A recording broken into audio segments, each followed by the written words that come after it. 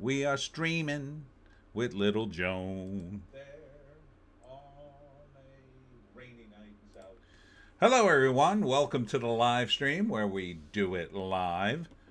Um, what a week I had. It's a little early. I'll tell you quickly about my week, and then we'll move on. Let's see. The girlfriend was away all week, in case you didn't figure that out from watching my videos. So I was watching her dog, and that was guest dog Stella, who is not here, and little Joan couldn't be happier to have her house back. I called Joan as soon as guest dog Stella left. I called Joan out, and I said, Joan, you want to go outside? Stella's gone, and she did a little dance. Clint Miller's here. Hello, Tony and Joan. Hello. Um, so guest dog was mostly good. Had a couple of incidents, right, Joan? Stella chased you a little bit. You didn't like that. You're little. She's kind of bigger than you.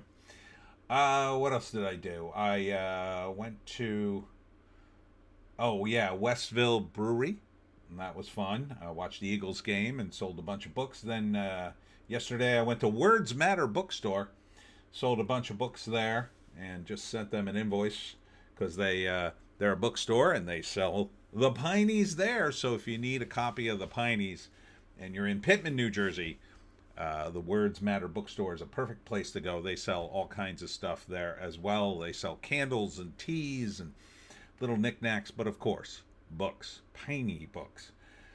And that was about it for my week. And then I had a sort of a family emergency. It's mostly over.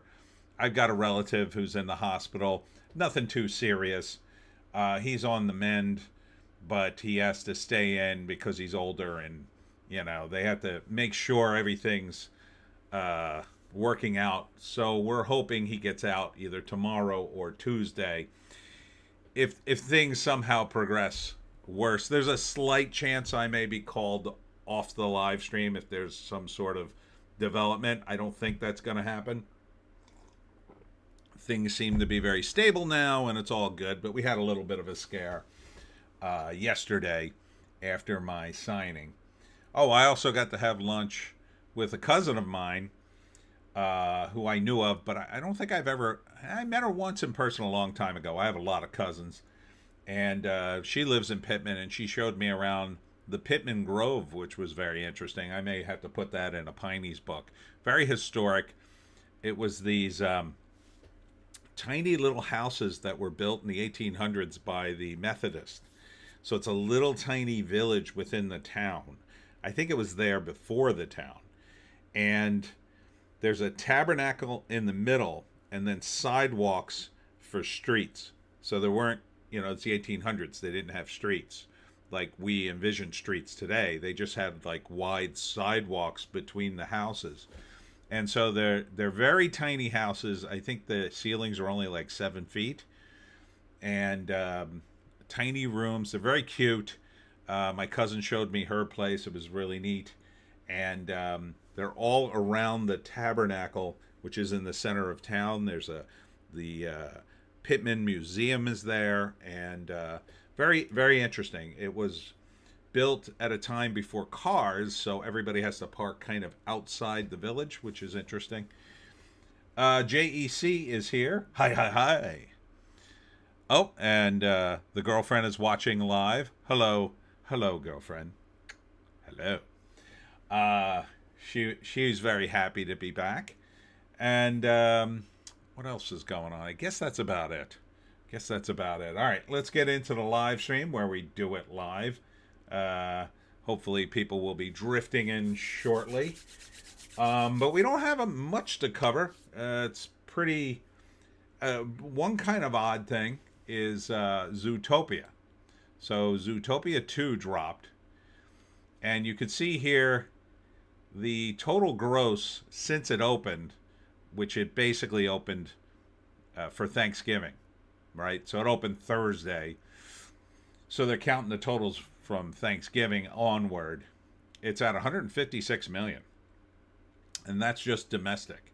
Now that's an extra day, so it kind of doesn't count against what Wicked did. Wicked did 150, well, 147 in 3 days, but still, it's good for Zootopia 2. But the big news is this: Zootopia 2 is a monster overseas.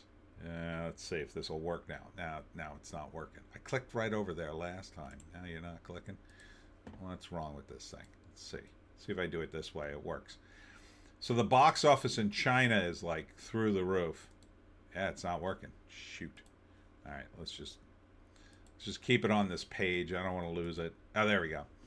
Yeah, so the international box office is 400 million. That's crazy. That is absolutely nuts. For some reason we don't have the international box office. I don't know why. It's not working. This site's been having problems for a while, but that is legit. I mean, 400 million for the international box office, and a lot of that's coming out of China. So this movie's already at $500 million in a weekend. That's pretty damn insane. That's money. Oh, that's so much money. Finally, Disney has a hit. I'm sure they couldn't be happier. Wicked for Good drops to number 2, dropping 57% at 62 million. So another movie that probably benefited from... Oh, great. Now we're not going to get to see anything. What are you doing to me? There it is. There it is. It's at 300 million, looks like, worldwide. JC says, furries save Christmas. Yes, they do. Yes, they do. Oh, man. I should not have clicked off this. This was working great just a moment ago. I literally just checked it before I came online. So, looks like Wicked for Good is doing okay. I mean, a 57% drop is not great. That's getting... I mean, it's more than 50%, which is bad, but did so well the first week. And with the extra bump for Thanksgiving, I may just stay on this. There it goes. I may just stay on this for the rest of this run. Yeah, it's not bad. I'm not sure what the budget was for this. Here, I'll just click it this way. 150? 150, it's at 300 million. Needs another 75 to break even. It'll probably make it. Yeah, it definitely will make it. I mean, it's doing 62 now. Next week it'll do 30. Week after 15. So that's 45 right there. Then 7 is 52. And then half of that is 3. So 55. Plus with the stuff during the week. That should more than make it. It's not great, but it'll be fine. They're already talking about a third movie for Wicked. I don't know. I wouldn't be surprised if they turned it into a TV show, quite frankly. Not with the current cast, but with, like, you know, second stringers. It's doing too well for my taste. But Wicked for Good. Dropping from 2 to 3 is Now You See Me, Now You Don't. It's in its third week at 7 million. Oops, went the wrong way that time. Indie Phantom is here. Zoo animals on the loose in China. Yeah, that is absolutely true. Having trouble with this site. Oh, that's not what I wanted. What are you doing to me? There we go. Yeah, so Now You See Me, Now You Don't. Had a production budget of 90 million. Looking at 152. I think it's not going to make its money. Indie Phantom, yeah, this is the top 5. Yeah, this top 5 is from hell. Yeah, I don't think I'd... yeah. I mean, I had high hopes for The Running Man. Because it's directed by Edgar Wright, but... And even Predator, I was willing to at least hope. Dare I hope? JEC, is that a story in China? I don't know. people still go to the movies in China. From my LeMay is here. Hi, LeMay. People still go, and I mean that's a pretty big opening even for China. Indie Phantom 90 million for the Magic. Yeah, I don't know. I don't know if that'll make it. I don't think it will. Now you see me, now you don't. But it probably shouldn't. I think it's the fourth movie or third. I don't remember. Indie Phantom, I still will see Running Man. Yeah, maybe I would see it on streaming, but who the heck's going to the movies anymore? JC, I mean the zoo animals on the loose. Predator Badlands dropping from 3 to 4. Everything went down a peg. It's at 168 million. Production budget of 105. Yeah, this movie's cooked. It's not going to make its money. This movie would have had to have done 210 just to meet its budget. And they pimped the hell out of this thing for reasons I don't quite understand. They were idiots for changing the makeup on this character. Like, the one thing you didn't have to do was change the makeup on the Predator. Could have just left that alone. What was the point of doing that exactly? Hey, I know. Let's take the iconic look of the Predator and completely change it so he doesn't look like himself. Like, was anybody going to look at that and go, "Oh, that's much better. Oh, yeah, that's much better. I never liked the old one." What are you, nuts? It's the whole reason they tuned in was to see that ugly face. Indie Phantom, Chinese coworker B pumped about Zootopia for weeks.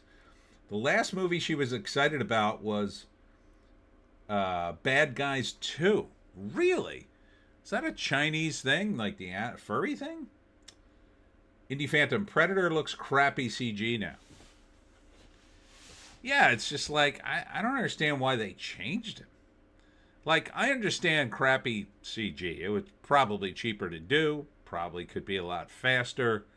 They were going to have him with his mask off most of the movie, which was part of the conceit of the earlier movies, would have been, yeah, we'll keep the armored mask on his face through the whole movie, and then in the close-ups for the last 5 minutes of the film, we'll have actual practical effects.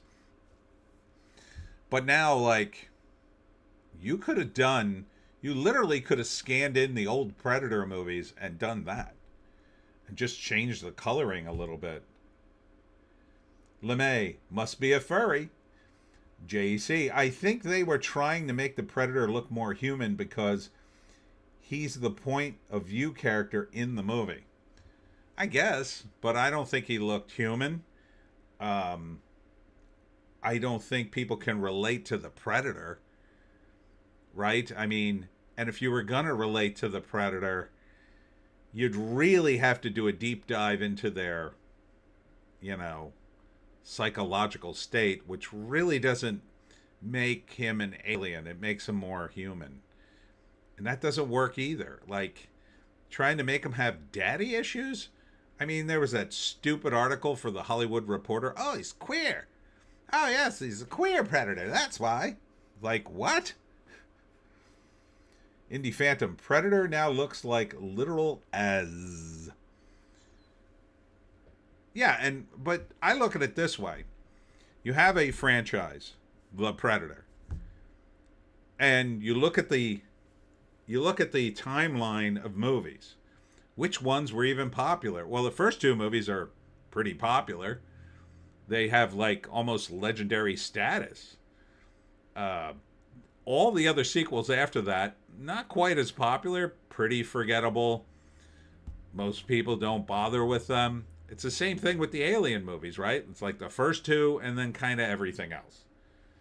So the smart thing to do would be to go back to the original two movies and look at them and say, well, what made these movies good?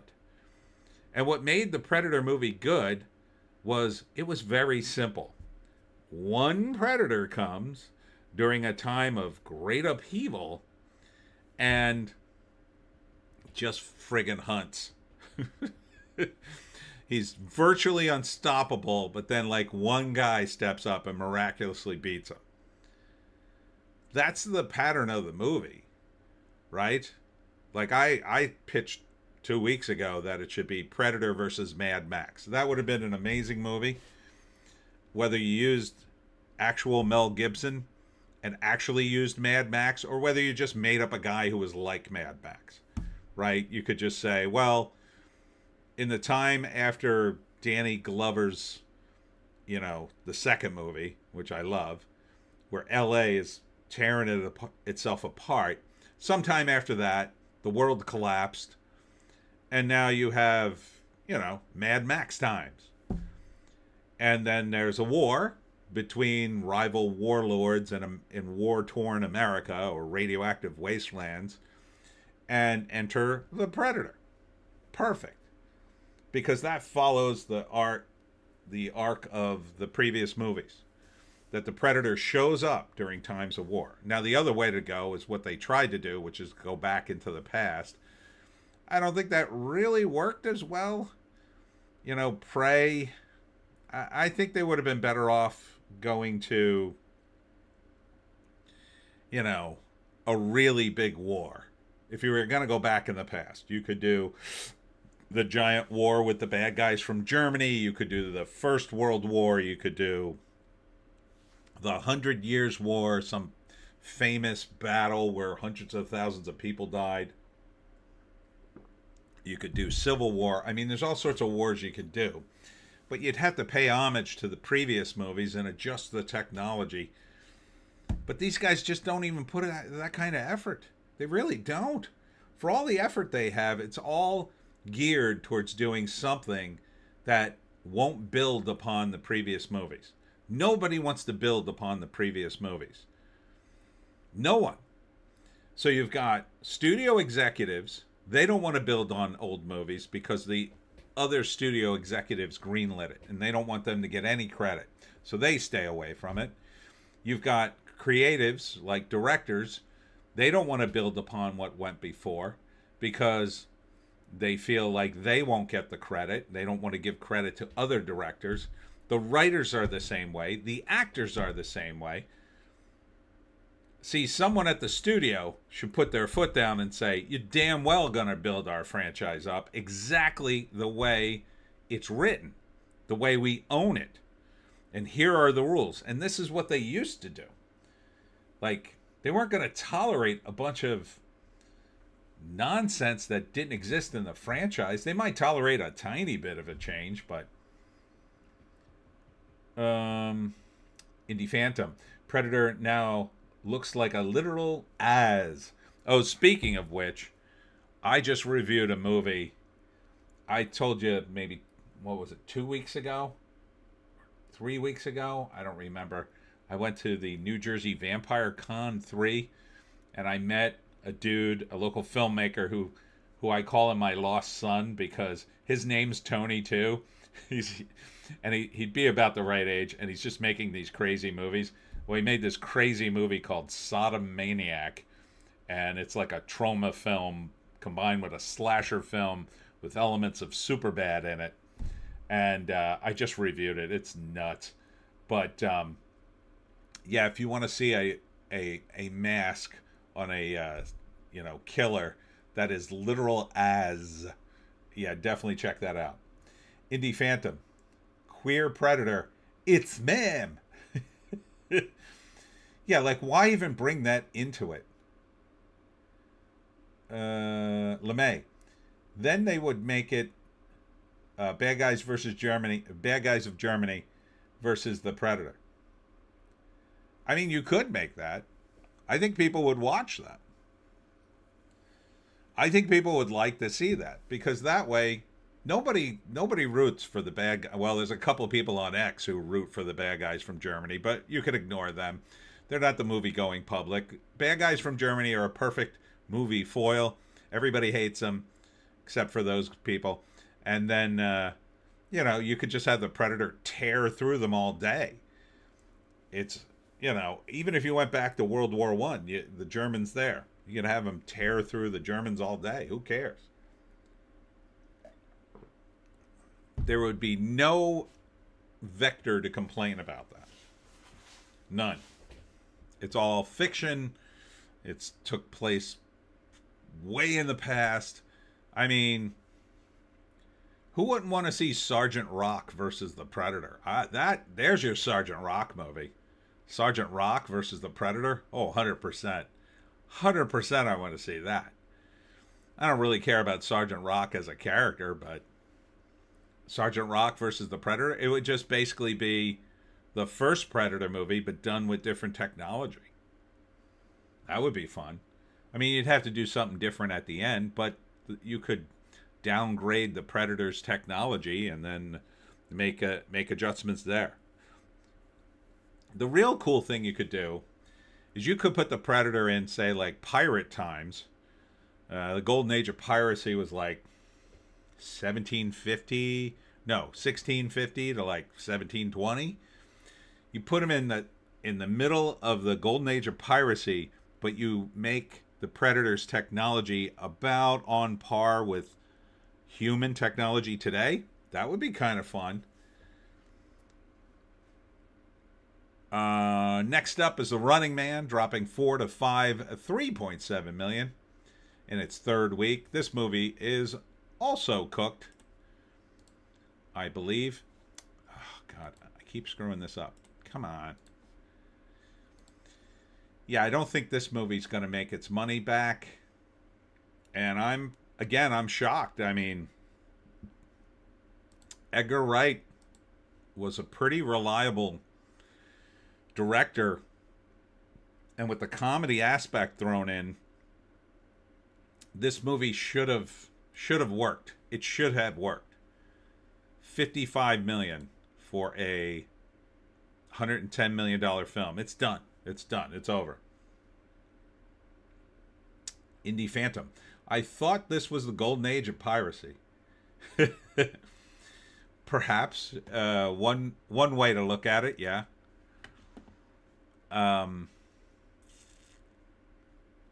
Yeah, The Running Man. Such a disappointment.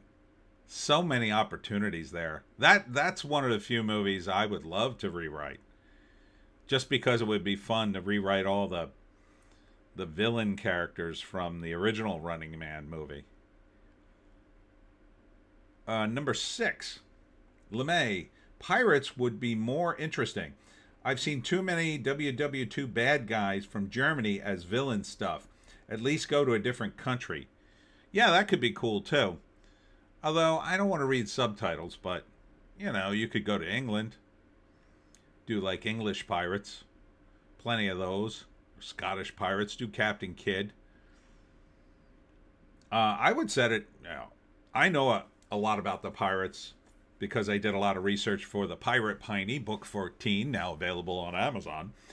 And so I know that Blackbeard came to America. He had a headquarters in Pennsauken, New Jersey on Petty Island, and he would meet Stede Bonnet there, another famous pirate, and together they'd row across the river to Philly to get drunk, but they would leave their ships across the river so the locals wouldn't know they were pirates, I guess. And there's all sorts of rumors that they buried treasure in and around South Jersey. Captain Kidd, famously, they say, buried treasure in the Jersey Pine Barrens and beheaded one of his men so the ghost would guard the treasure. Black Bart stopped in Cape May, New Jersey, to unload his pirate booty. He had 2 ships at the time and got cornered by the British Navy and had to fight his way out and lost one of the ships. That ship was full of pirate treasure and it currently sits on the bottom of the Delaware Bay.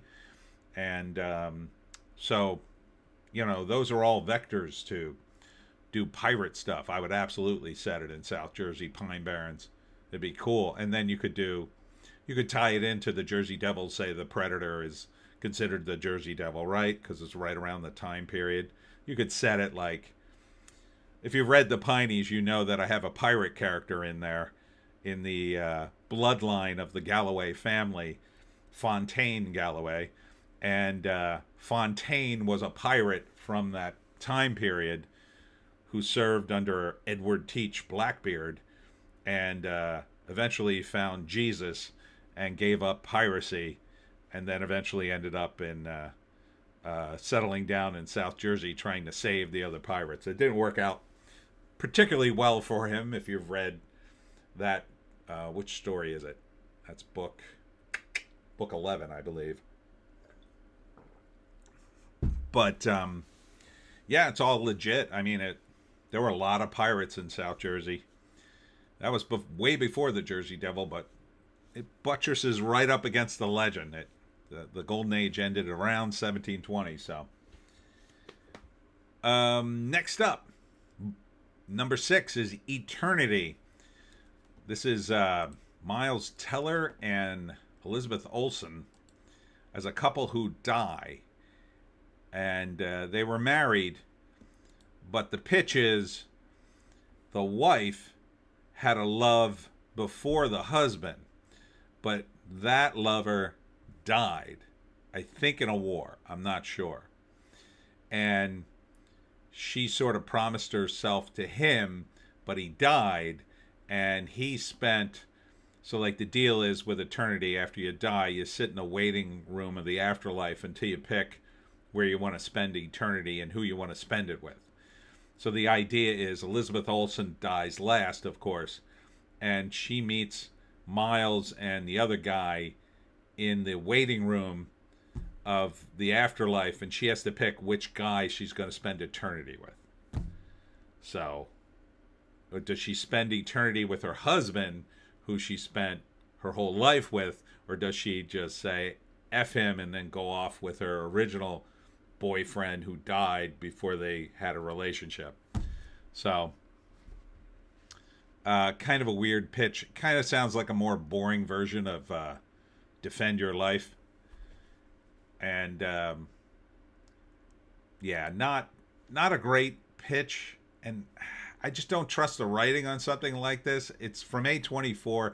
It did 3.1 million, which isn't bad in only 1,348 theaters, but yeah, that to me, I would totally wait. If I saw it at all, I would absolutely wait for that on streaming.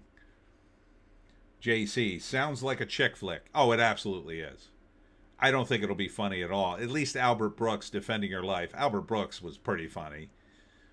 That was still back when he was pretty hilarious. And he was up against Meryl Streep. So it was him and Meryl Streep in the afterlife screwing around. And it was pretty decent. Wasn't his best film, but... Number 7, dropping from 5, is Rental Family. This is Brendan Fraser's movie. It dropped only 37% from its first week, which isn't bad, 2.1 million. So he plays an actor in Japan who they rent him out as whoever you want him to be. So if you want him to be your dad, or you want him to be a relative, or whatever. This is the same plot of a German comedy that came here and completely bombed. I don't even know if is it still on the list? I forget what it's called. Yeah, I don't see it. But it was on the list last week, and it's the same plot. I mean, it's Brendan Fraser. People like him. I don't like him enough to go to the movies to see this. Maybe on streaming? I don't know. It sounds okay. Maybe if I heard it was good. But I heard that the movie where he's the fat guy is good, but it sounds depressing as F. I didn't want to see that. Number 8 is Ryan Johnson's movie. He can go F himself. Wake Up Dead Man, Knives Out Mystery. I kind of hate this guy. 1.5 million. It's only in 600 theaters because Netflix, I don't think, cares about theater returns, just like Amazon doesn't really care about it. It's more just to sort of offset some of the money. I think I don't know what their strategy is in this. Again, I think Netflix should just, with all their money, they should just go and start buying up the chains of movie theaters. And JC, they made a third Knives Out? Yes, they did. Because Ryan Johnson's agent is good at his job, I guess. I don't know. If I were Netflix, I would buy up at least a small national chain of movie theaters. I'd turn them into Netflix theaters, and then I'd put in all the movies, but I would make the Netflix movies cheaper to get people to come see them in the theaters. And then I would slowly build that up over time and, sell them snacks or whatever. I think they could do a killing if they really did it right, but I don't think these people want to get into that business. I guess they don't see a future in it. But you can tout all the AI digital nonsense you want. People still need to get out of their freaking house once in a while. Yeah, digital stuff is cool, but as much as I love to stay inside in the dead of summer, with the air conditioning on, as much as I love to stay inside today because it's rainy and miserable, I still like to get out of the house once in a while and do something, anything. Indie Phantom, remember the millions Netflix paid for Knives Out? Did they pay a lot for that? I don't know why. It sucks. Rian Johnson sucks, in my view. And, I would never, ever support a guy who talked about the Star Wars fans like he talked about. Like, anybody who has contempt for the fans, I just wouldn't even hire him. I would say, no thanks. See ya. Indie Phantom will be huge around Christmas time. Maybe. I mean, I guess you could watch that during Christmas. I don't know why you would. It doesn't seem like a very Christmassy movie. I would watch, Charlie Brown or The Grinch or something like that if I was dying for a Christmas movie. Or something wholesome. That's not a very wholesome movie. But number 9 is Hamnet. Not Hamlet, but Hamnet. It is a movie. Indie Phantom. Tony, it was like 600 million with 1 or 200 million to Daniel Craig. Seriously? Indie Phantom, one of the craziest deals ever. Oh, now I have to look that up. Netflix buys Knives Out. Let's see what that looks like. Is that are you pulling my chain? What the hell, man? Why would they give so much money to... I guess Daniel Craig has to be in it. Here it is. From the AI.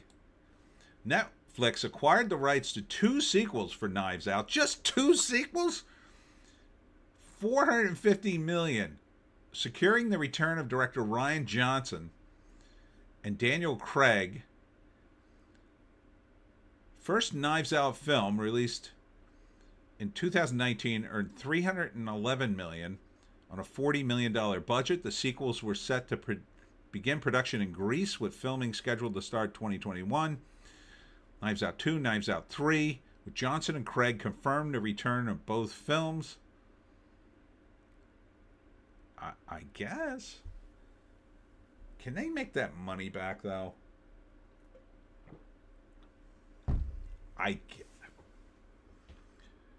Doesn't say the money you're talking about. I think that's potential. This says 450, but it is the AI, so let's take it with a grain of salt. Here we go. Here's Variety. Probably Variety's just whatever the AI reported. They just copped it from Variety here. So they're probably going to do more of these. I mean, 40 million.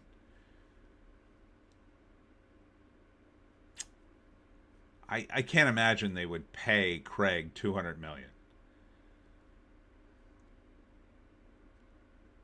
I could see 40.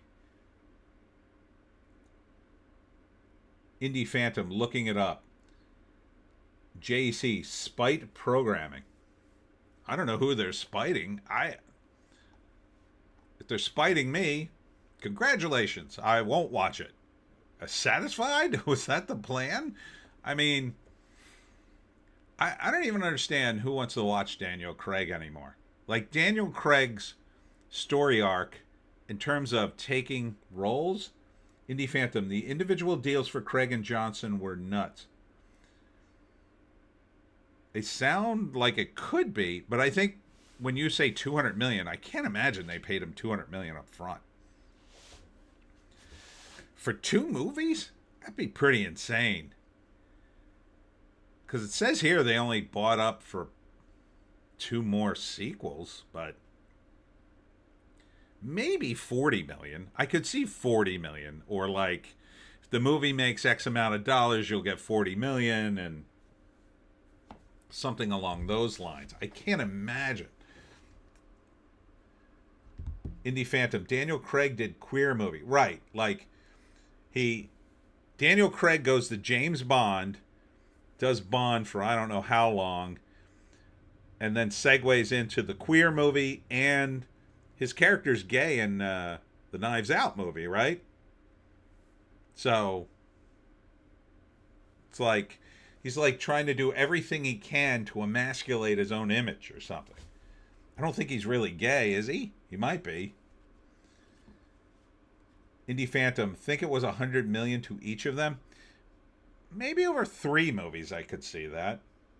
And I could see them, you know, these movies are easier to do than, say, the Bond movies. They don't have a tremendous amount of, like, mysteries are kind of like Money in the Bank in some respects. They're cheaper to produce. They don't require a ton of stunts. The actors get to do a ton of acting because it mostly focuses on them. Doesn't really focuses on other elements per se. You know, Daniel Craig can chew up the scenery all day. Indie Phantom, must be a way to see how much Craig earned on them. All right, I'm just going to straight up ask the AI. How much money did Daniel Craig make on the Knives Out movies? All right, let's see what the AI suggests. They were basically one location. Yeah, that's a big factor too. Daniel Craig earned a total of 100 million for his role as Detective Benoit Blanc in 2 Knives Out sequels, which were produced for Netflix. Okay, reportedly 50 million for each film. Wow. Making it a significant payday that surpassed his earnings from the entire James Bond franchise. You people are nuts. Some reports suggest his total earnings from Knives Out series exceed 100 million, and he's considered one of the highest paid actors in Hollywood due to this deal. They were basically one location. Things got Oscar attention too. Oh, here's another one. According to Celebrity Net Worth, Daniel Craig is worth 160 million. From Parade, Craig's salary for starring 50.5 million. Reportedly $100 million. Why here's Screen Rant. I don't know if I trust Screen Rant. Why Daniel Craig was paid so much for Knives Out? Made 100 million to reprise his role.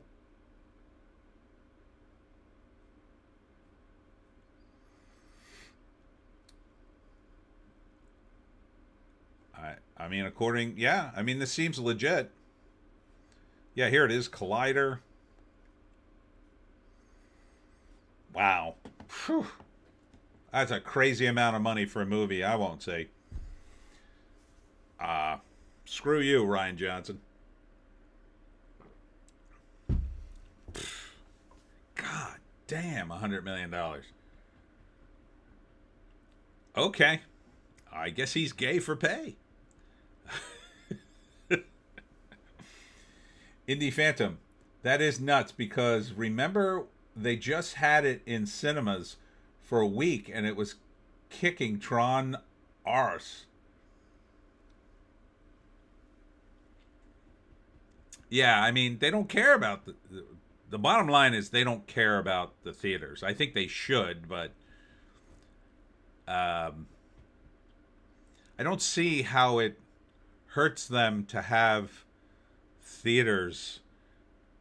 I guess you could say they must have some way to measure, if they have exclusive deals, but like really there's no choice now. Like you can go to the movie theater, like if you don't have Netflix, your choice is, well, I love Knives Out, but I don't want Netflix.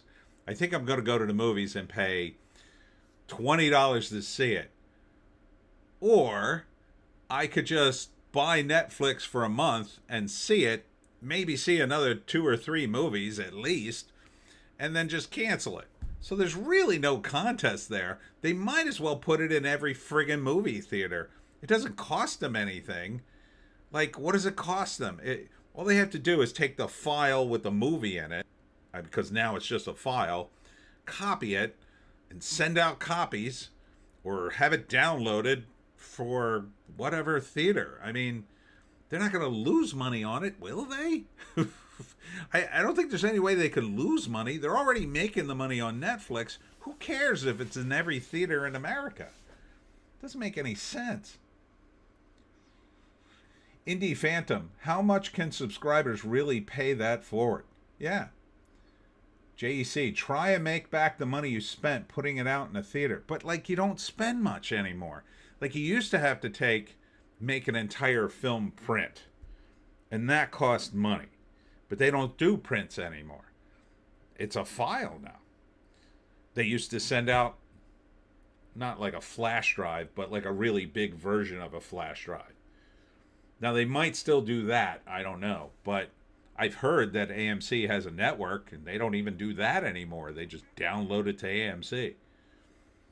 And then the individual theaters have the passwords, and they download their movies, or I guess they stream it directly out off of the data center that AMC runs, or however they do it. I don't know. That's how they do Fathom events. Like it's almost like go into a movie theater to watch a giant TV.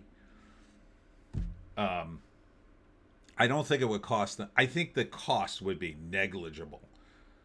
They're not paying the theater to run the movie. They split the ticket, cost. That's it. Whatever they spend is like nothing. I gotta think. Unless they pay every individual theater, I can't imagine they do. No, that doesn't sound right. But again, if Netflix just bought a nationwide chain, like if they bought Regal Theaters is a chain near me. I don't think it's very big. They could run Netflix movies all day long. Even movies that, they're not doing great on Netflix. Who knows? Maybe they find an audience in a theater. I don't know. I think it's just money left on the table, but maybe the numbers are different somehow. Number 9 is Hamnet, which is based on Hamlet. And the premise is, as I understand it, Shakespeare had a kid whose name was actually Hamnet. And then Hamnet has a relationship that's very similar to Hamlet's. And that's how he writes the play. The film presents an imagined story of Agnes, the wife of William Shakespeare, as she grapples with the loss of her only son, Hamnet. It explores the emotional, familiar, and artistic consequences of this tragedy, serving as a poignant backdrop in the creation of Shakespeare's renowned play, Hamlet. Yeah. So, I guess it's total fiction. But it's weird that that's what it's called. Like, it's just very strange to me. I think he did have a son named Hamnet, but I'm not sure.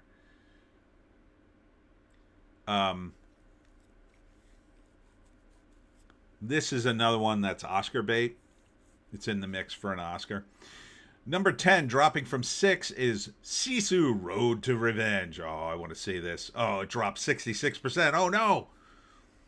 No. It's getting good reviews, though. 6.6 million. It's not going to make its money back. Well, wait a minute. Production budget was 12.2. So that breaks even for the production budget. And they did almost no advertising. So I think we got money here. You get another 6 million in the bank. You break even. I think it could do it. I mean, it's only at 800K this week. But I might hang on another month. I don't know. 6 million? No, it's not going to make it. But I don't think they spent 6 million, I'm going to say. But I am definitely going to go say it. JC, I looked it up. Shakespeare did have a son named Hamnet. Oh, okay. So it's a fictionalized, it's kind of like fictionalized history then.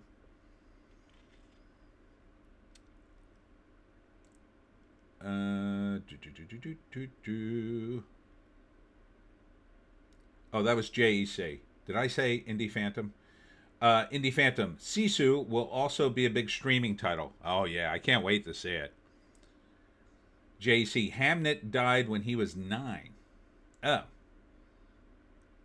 So he couldn't have had a relationship like Hamlet then. So maybe they're imagining he lived longer and died later? I don't know. Did they just name it Hamnet because it was close to Hamlet? And that's the premise of the movie, and they wanted that to work, so they just ignored his age? Probably. Number 11, dropping from 8, is Nuremberg.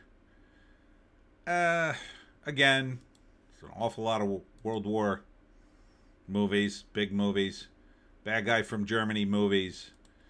This will end up on A&E and probably be showing it in classrooms. I'm sure it's fine.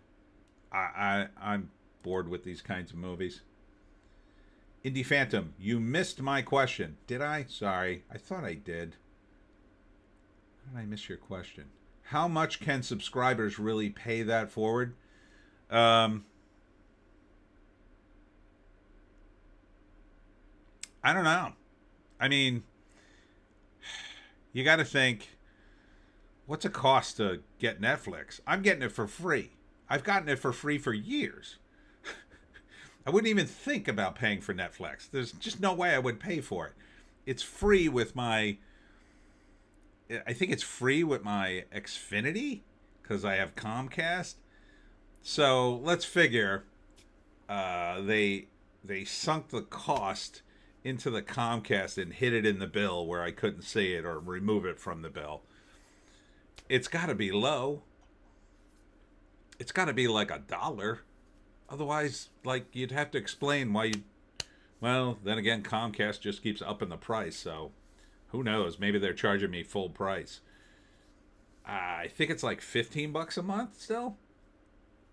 Last time I checked, it was like $14.99 a month. So $14.99 to make $100 million. Well, you would, let's look at it on a yearly basis because the movies come out. They're not going to put out Knives Out more than once a year, let's say. So in a year, you're going to need, let's say, 100 million. No, you'd need 10 million subscribers, and that pays for it. All right? So 10 million would give you, let's say, $150 million. You put that towards Knives Out. How many subscribers does Netflix have on a regular basis? Let's find that out.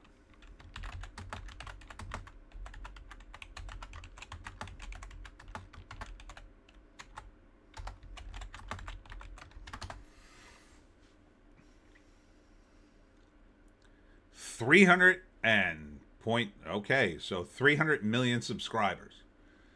So let's do the math on that.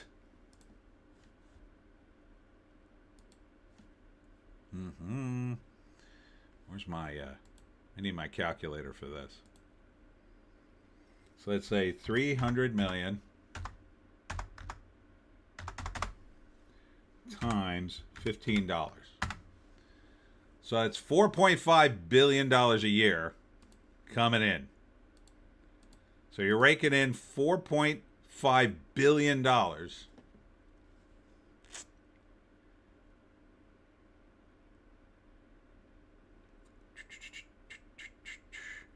Indie Phantom, different question, Tony. Nuremberg looked like a streaming pick. Different question, different question. Damn it. Screwed this up.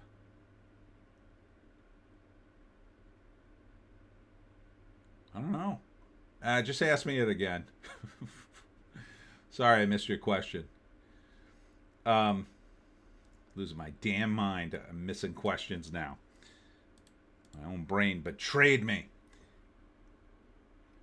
JC, I realized Shakespeare had a lazy eye after watching a video going through all known portraits of him.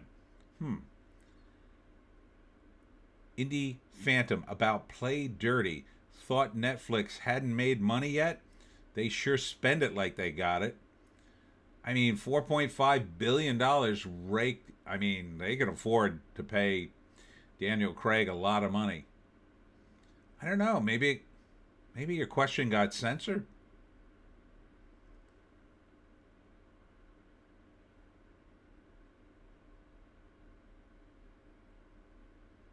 I'm not seeing your question. Sorry.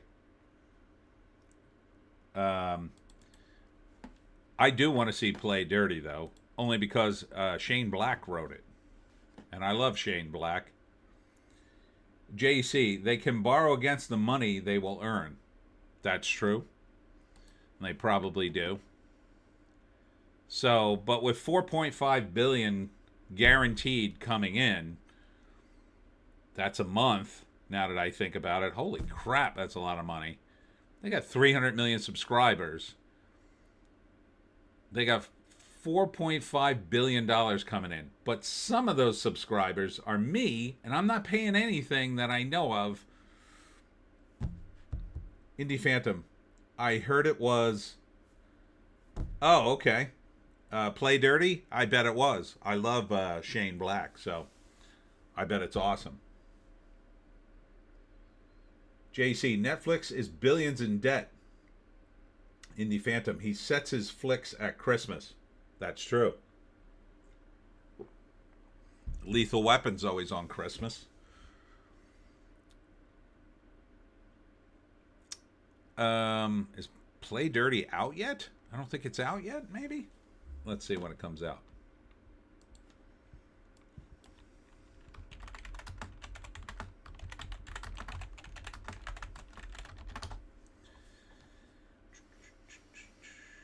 Oh, it's already out. It's on Amazon Prime, though. So it probably came and went in the theaters.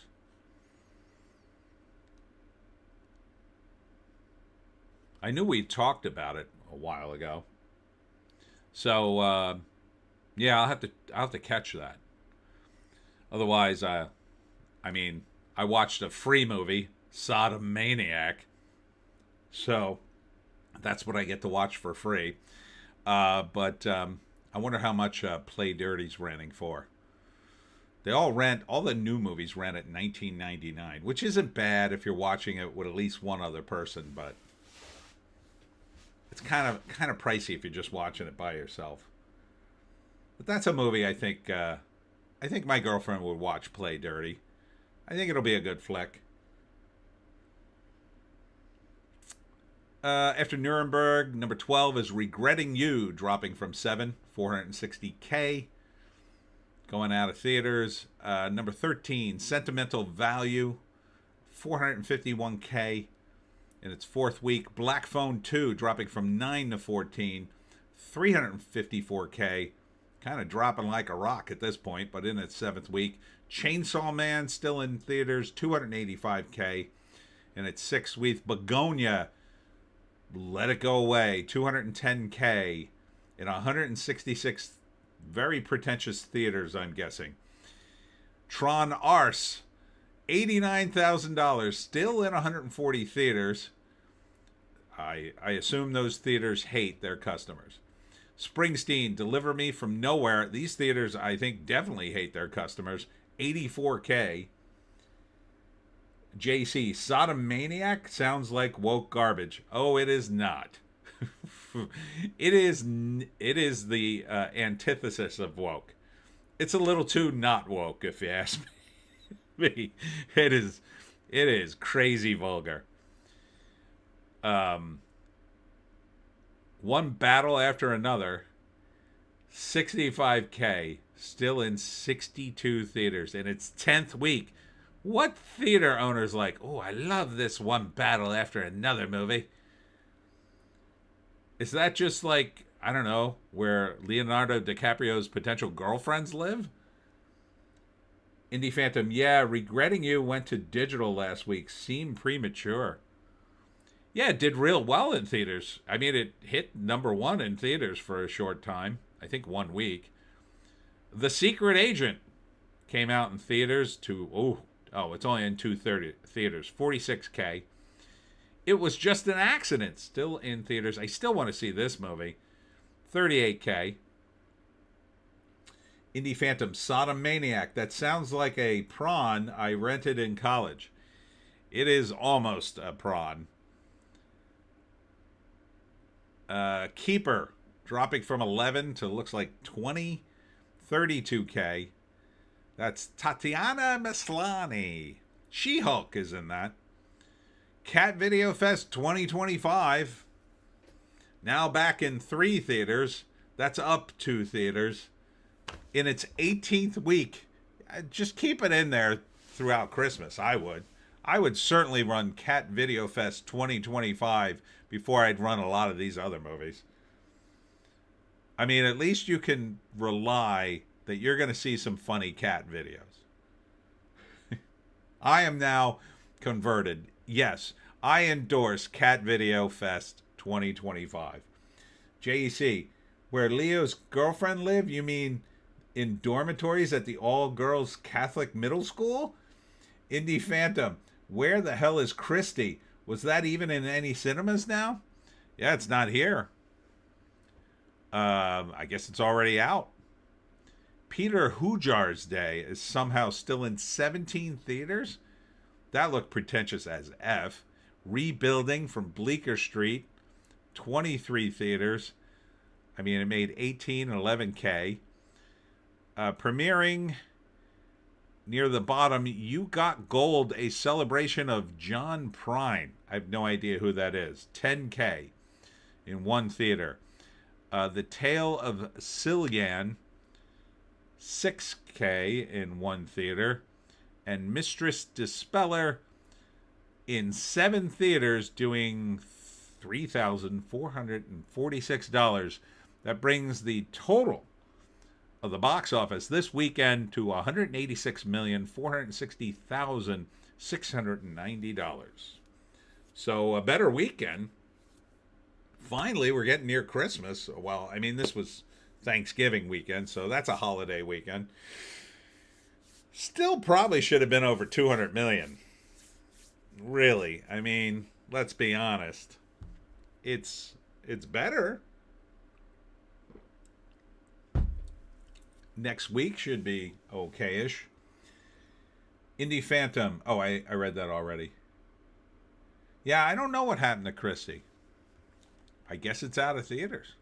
Let me go back to the previous week's chart. See if Christy was on the list. No, I don't see it.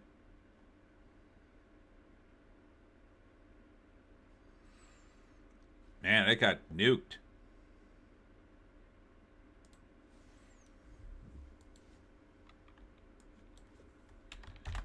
Is Christy still playing in theaters? All right. Christy is no longer playing in theaters. The film opened to 2011 theaters on November 7th, but experienced a significant drop in screenings. By its second weekend, it lost approximately 1,140 theaters, playing in only 871 ventures. Gross dropped by 92%, an estimated 108,000 from 817 locations. Oof. Oofa. Indie Phantom Avatar will hit soon. Oh, God. When's that dropping? Now, they're already talking about not making any sequels if this does poorly, by the way.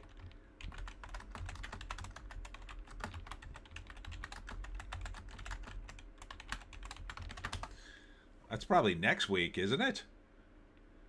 19th? No, 2 weeks. 2 weeks. So enjoy that.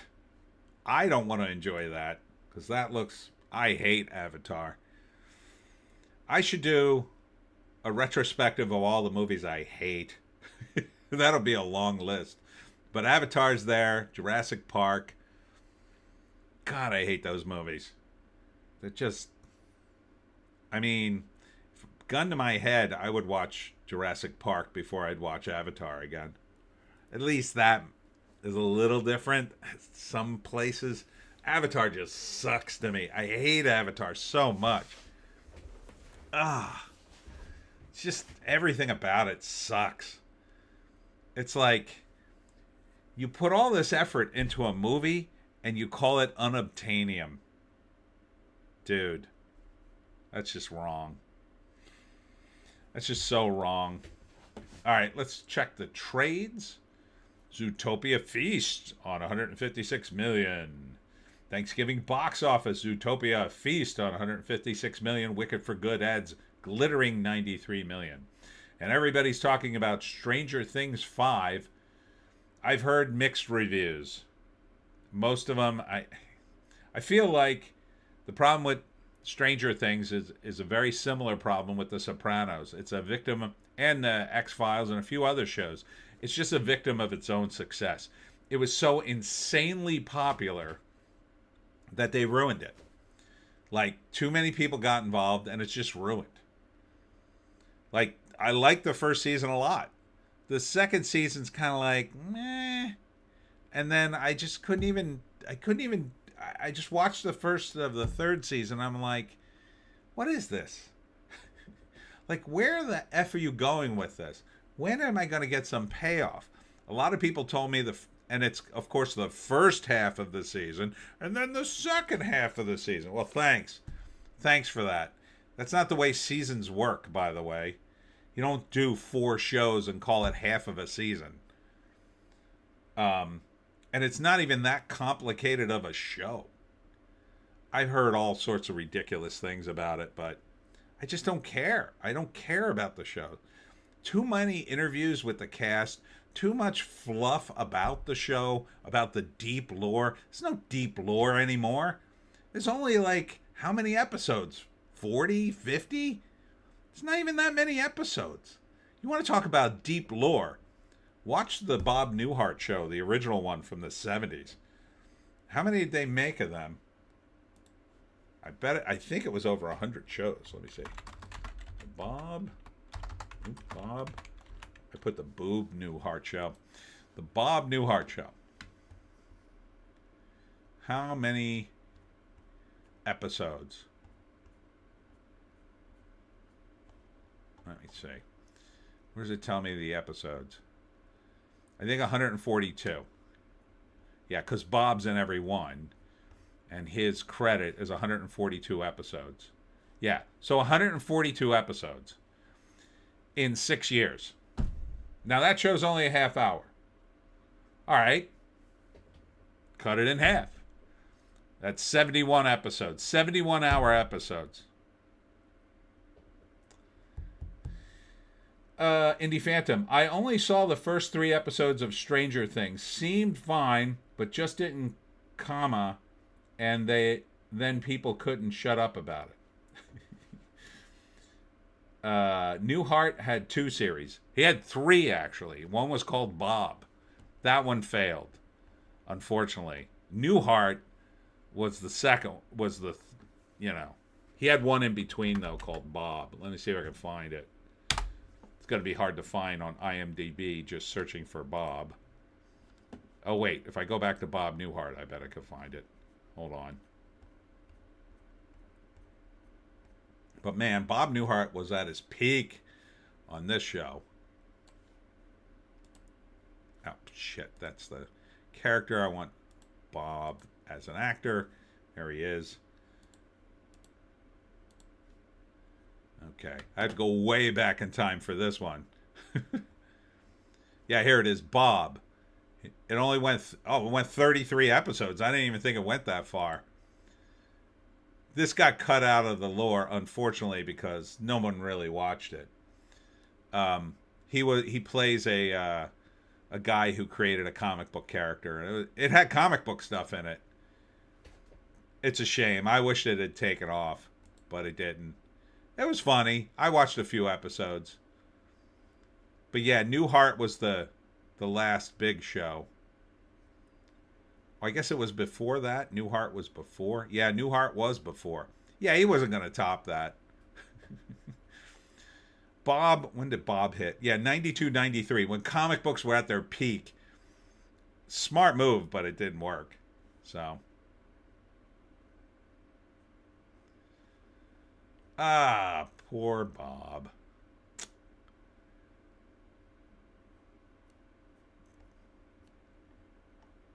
Died 2024. You are missed, Bob Newhart. Huge Bob Newhart fan. All right. Yeah, let's continue. Stranger Things. Make some more shows or shut up. I mean, you can't make 10 shows at a clip. Like, and here's the problem with streaming, and I've said this, but I'll say it again. You drop all the friggin' episodes. Like, it's too much. You should drop, like, I don't know, one episode at a time. I think you should follow the Pineys plan. My plan would be, instead of doing, and this would have worked with Stranger Things, instead of doing an episode, like an hour, do a 90-minute movie, and then, you know, make it a whole coherent piece by itself that you could watch apart from all the other episodes, and then do a sequel and another sequel and 10 episodes that are an hour. Do 6 90-minute movies. I think that would work better. Indie Phantom, didn't know about Bob. I will look into it for the TV Vault. Sounds cool. They will probably do a Stranger Things movie. I don't know why they would bother. It's on Netflix. JC, LOL, as soon as you said, you know the problem with streaming, the stream started skipping. It's like the stream knows. The stream knows. It senses. It's weak. What else happened this week? A lot of stuff happened this week. Josh Brolin knows Trump as a different guy, having been a friend of his before presidency. No greater genius than him in marketing. Well, that's, at least he said something nice. It's a good way to sidestep it, right? If anybody tries to pin him down, oh, you love Trump. That's not what I said. I said he was a genius in marketing. Oh, you got away this time, Josh Brolin, but we'll destroy your career eventually. Speaking of being canceled, Guy Pearce apologized for sharing misinformation and falsehoods about Israel on social media. Oopsie. Guess what he shared? Woke right stuff. Mainly, I think it was Nick Fuentes. A link with Nick Fuentes and some other weirdos. Yeah, I'm almost sure one of them was Nick Fuentes. I don't think it's written here. But yeah. Yeah, there it is. According to Jewish News, the Brutalist star shared material online featuring the highly controversial far-right political commentator. I don't think he's far-right. I think he's far-left. White nationalist Nick Fuentes. So he also reportedly shared material that blamed Israel for 9/11, a terrorist attack, accused Israeli officials of facilitating the murder of Charlie Kirk and blah, blah, blah. Oh, and that the top 3 pornography companies are owned by Jewish people. Give me a break, dude. Yeah, you better start apologizing, dude, if you want a career. That's no bueno. But Guy Pearce is sort of like on the radar, but off enough the radar. I think he'll probably survive that. Plus, he apologized quickly, and he might have just made a mistake, but yeah, you stay away from Nick Fuentes. That guy, he's out of his mind, in my opinion. Let's see.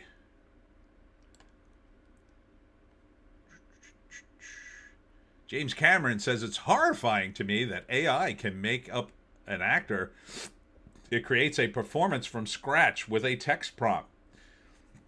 But it's not from scratch, really. The AI has to have information to mimic. So it's not really from scratch. But it is kind of terrifying. I will admit that. Today, or no, it was yesterday, they had another AI actress premiere. And they were pretending like she was, she was taking pictures, and that she's in a hotel room modeling on a bed and loose clothes, and then she's commenting on her creator and calling him names. It was so stupid. It was so stupid. The technology is advancing so fast. Why would you invest a dime in any of these characters? They're not going to have enough time to be popular enough. Like, maybe if you created one off a video game character, you might have a shot at it. Like if you took a famous video game character and brought him to life using the AI, and then put him in a game and the game took off, maybe. But for that, you'd probably need the actor. Indie Phantom, didn't James Cameron help invent AI? Dude wants to cover his tracks. Well, when Skynet finally launches its strike, we'll all be on the same level playing field, Indie Phantom. So don't worry about that. He'll either be in the bunker with us or he'll be outside and the Terminators will get him. British Independent Film Awards, BDSM romance Pillion claims top honor. My Father's Shadow wins Best Director. So, degeneracy continues in the UK pretty much unabated. They gave a BDSM romance movie? That's a BDSM. I thought it was just a gay romance. I saw the trailer for it and I was just like, eh. What's her name is in it? The guy from True Blood. He's in it. I forget his name.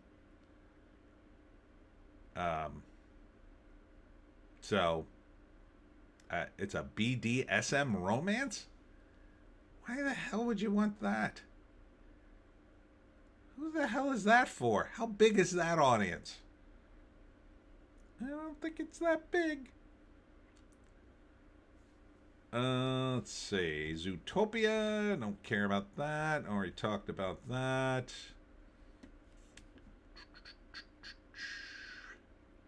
Award season ignites. What will Gotham, NYFCC,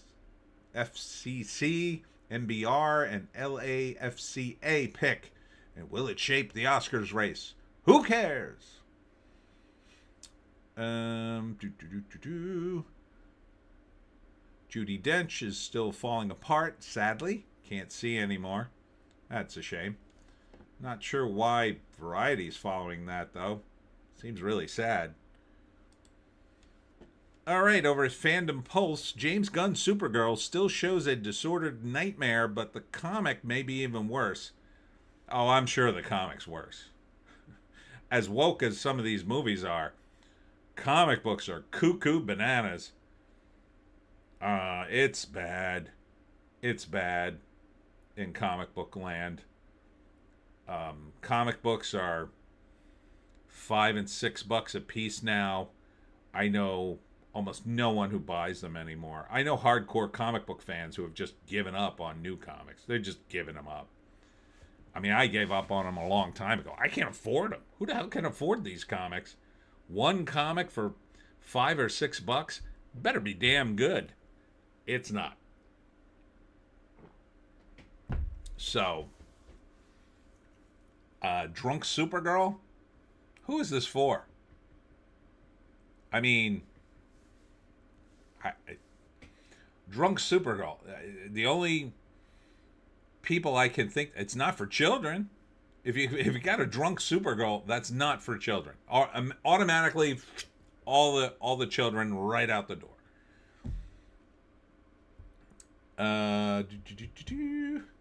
LeMay, 50 Shades. Oh yeah, that's true. 50 Shades of Grey was pretty popular, but it's a gay BDSM. So the ladies are kind of out of the mix. But maybe. But yeah, the Supergirl thing. So Supergirl's drunk. All the kids right out of the equation. You shouldn't want them to see a drunk Supergirl. That's definitely for adults, in my view.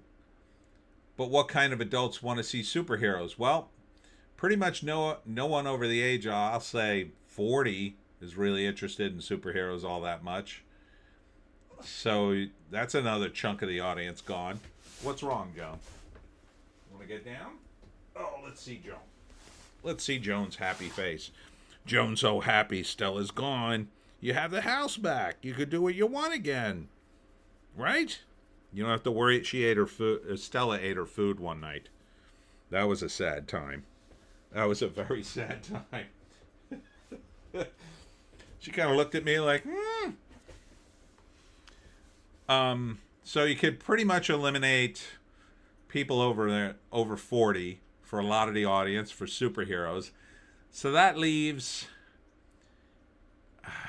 So you got men and women. Well, a lot of guys really aren't into Supergirl. I mean, some are. Girls are not into comics really much at all. So it's like a small portion of the men, I would say, and almost none of the women. Who's this movie for?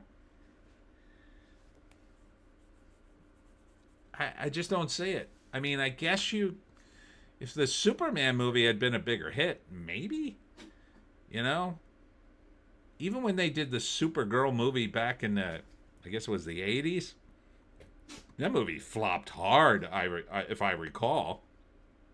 And that's back when Superman was still really popular. Just nobody cared. Indie Phantom, Supergirl, bad idea. Yeah, it's just a cynical attempt to get the girls to read comics, and it didn't work. They don't want to read superheroes. I keep telling you, romance comics were big amongst women. They like them. I mean, the girls like them. Not women, but girls like them. When girls start reading, just like the boys, and you're very young, they would read Archie. And, you know, I sold comics for a lot of years, and I would ask anyone who came to my table, what kind of comics do you like? And almost every time when it was a woman, they would say, oh, I haven't read anything since Archie. They all read Archie. Almost every woman I met in my travels at a comic book convention or event, they almost always universally said, oh, I read Archie. I love Archie. Some of them still read Archie because they thought it was cute and they liked the dynamic of the relationship, the love triangle between Archie, Betty, and Veronica. They love it. And so they used to have comics that were more mature than that. Not X-rated or anything, but they would be, you know, more soap opera-y kind of stuff with men and women dating and people getting divorced and women, you know, cheating on their husbands, that kind of stuff. But they don't make those anymore. Not really. I mean, I don't know of any. There might be one. If you wanted girls to read comics, you would make them, and they would read them. Barbie was a comic that Marvel put out that everybody who was female and under the age of, I'd say under the age of 16 probably read that. Definitely the little girls. They loved it. I remember doing conventions. There would be a big line for the Barbie artist signing stuff all day. But they let the license lapse, or Mattel pulled it, I don't know. But it would have been nothing for Marvel to turn to their creative staff and say, do another version of Barbie. Like, that would have been easy, right? You could have just made up a character who was beautiful and was a princess and had a pony and etc., and you could have sold it to them all day long. You probably could have had 3 or 4 of those comics. You could have done. I mean, right now, Marvel is owned by Disney. Disney could do a Little Mermaid comic. I bet it would do gangbusters if you kept the price down and, you know, kept it a very reasonable thing to buy for your little girl. Little Mermaid. What else could you do? You know, all those cartoon characters. You could do a comic. Warner Brothers used to do that. They had Bugs Bunny comics, Scooby-Doo comics. They were all very wholesome. You sell them to kids, but you got to make them cheap, and you got to make them available in some place that people can find them. But they don't want to do that anymore. There's not enough money. It's too much trouble. They want to do everything electronically. There's no overhead. There's no inventory to deal with. You just get money. But I think it could be done if you bothered. But they don't want to bother. It's not enough money, in my opinion. Top 10 Star Trek Lego sets we need now that have the Enterprise D. I guess, if you're into Lego. I mean, I like Lego, but I'm not into Lego. When I was a kid, I'd play with Legos, but let's see. Castilia Library announces Black Friday sale on the Collier Junior Classics collection. So if you're interested in that, Patrick Zurcher's Solomon Kane, the Serpent Ring, delivers pulp excellence. Someone call Razor Fist. Solomon Kane is back. Let's see. What else? Some other headlines from Fandom Pulse.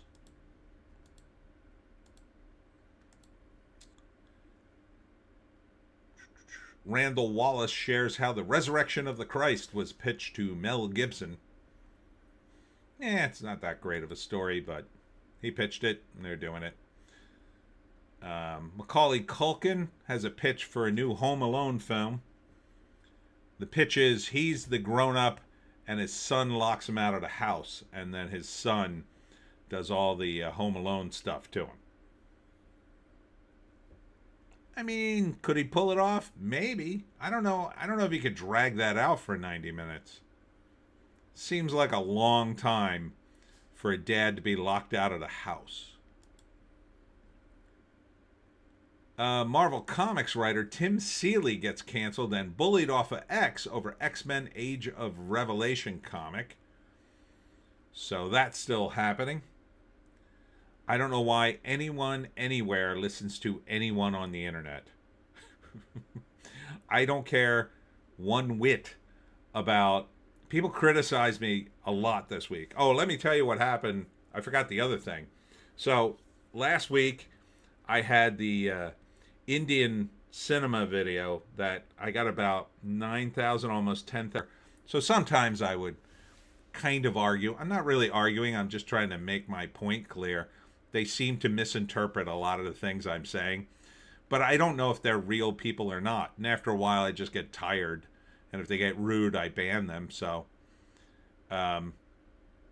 it's very strange to see all these people. And they would argue with me, and they would get votes up as if people were in my chat you know, like you guys are now, like in my comments section, reading that, going, yeah, good point.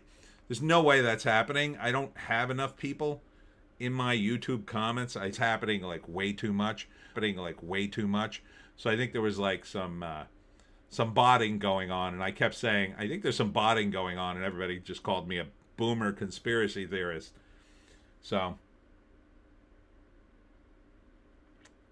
Indie Phantom, remember those Sony email hacks? One discussion was don't make female superhero movies because they flop. I fell behind in the stream, back live now. Oh. Yeah, I mean, yeah, they're just.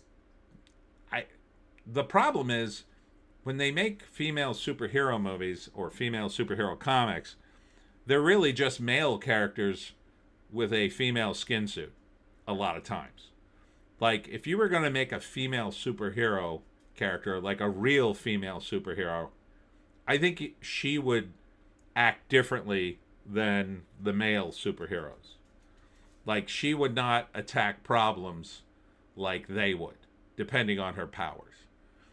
I think she would be a lot more manipulative. And I don't say that as necessarily a negative. I mean, you can manipulate your way out of problems, and, you know, if someone's bothering you or committing a crime and you could talk them into walking in the jail, sure. But I genuinely think if you had female superheroes, you would have a completely different sort of mindset. And part of the problem with superheroes is they become their own thing as a genre. When people write them, a lot of times they write them with the idea coming into it, okay, we need a strong guy and a fast guy and a guy who can manipulate minds and a guy who can fly and a guy who could do this. And it's all about the powers, and it's all about the same powers. And they never think anywhere beyond that. They don't think about, like, for instance, like, I used to pitch stuff all the time to Marvel and DC. And I think one of the more interesting pitches I had was, what if you had a team of superheroes who all had the same power, right? So it's like 4 to 6 characters, and they all have this one power, but then they use it differently, right? That to me would be an interesting comic, because then you come up with ways like the power can be used differently. It would have to be a real basic power, like, I don't know, manipulating, like, you know, telekinesis, or manipulating, or maybe like, I think they did it once for a what if for the Fantastic Four. Like, one of the what ifs is, what if all the Fantastic Four had the same power, right? They were all like the Thing, they were all stretchy, they all had flame powers, or they all were like the Invisible Woman. Like, that was kind of interesting.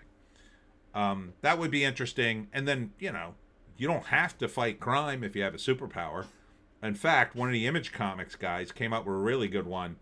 It was a guy who could turn invisible, and he was a journalist. And then he didn't have any other powers, and he could turn completely invisible, but then he would create other problems for himself, like, you know, going into places and learning stuff he shouldn't know. But it was kind of interesting. At least it was different.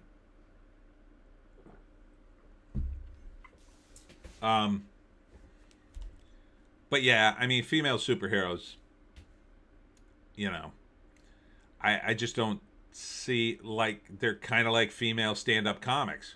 There'd be a few of them, but there wouldn't be many. Let's see. Oh, yeah, this was Trump wants to do Rush Hour 4. It's basically pushing the studio to do it. David the Cartoon has 6 million pre-sales, which is so weird. That's about it. All right, moving on to Hollywood Reporter. Here it is. This is that gay BDSM movie. So, enjoy that, I guess. No thanks. Here we go. Ho, ho, ho. 35 of TV's most memorable Christmas episodes? Yeah. I don't want to go through that. Sounds boring.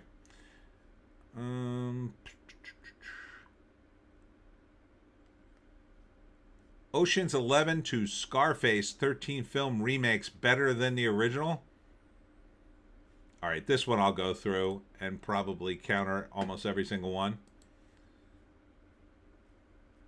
Casino Royale, technically true. That's the only good Craig Bond movie. And the original one they made as a farce. The Fly, I mean, technically, it kind of compares apples and oranges because the early one was made at a time before they had any kind of effects, and yeah, I don't know. Oh, the original is not without its charm. Indie Phantom, what if it was a great comic and a terrible woke series? Well, that's happened a bunch of times. His Girl Friday. I don't remember the original one for this. It's too old. I like Tim Curry as the clown. I thought he was a way better clown. But I didn't watch this one, so. Little Women, 2019. I don't know. I didn't say it. Ocean's 11, absolutely not. You're telling me the Frank Sinatra version where everybody's smoking and drinking isn't better than this one? Come on. I'll tell you the best remake of this. SCTV did a sketch where they did a parody of Ocean's 11. I forget what it was called, but they had like way too many characters in it. So in order to make up the numbers, there's a scene in which they had to contact a mariachi band waiting at a payphone, and they had to give the signal to another person on a different phone by playing a certain song, and it's just so they could have 6 more people in it and round out their numbers to the number they wanted. I forget the name of it. It was so funny. The Parent Trap? I don't know. Neither one of these were good, I would say. The Disney original. Scarface, again, it's kind of a completely different movie. Like, the original one is like Al Capone, isn't it? It was done like in the 30s or something. Some Like It Hot. I didn't even know this was a remake, but yeah, that's a classic. A Star is Born. I don't know. Maybe. I don't care if the remake was better. The Thing. Oh my god, this movie's the greatest thing ever. I love this movie. LeMay. The Japanese have magical girls, but they lean into the girliness. Yeah, that's a good point. The girliness is a huge factor. Like, Sailor Moon is the girliest superhero team you'll ever see. They're all running around in skirts, dancing around, doing girly things to make their powers happen. Yeah, yeah. Or I think the only thing comparable is maybe Powerpuff Girls is fairly girly.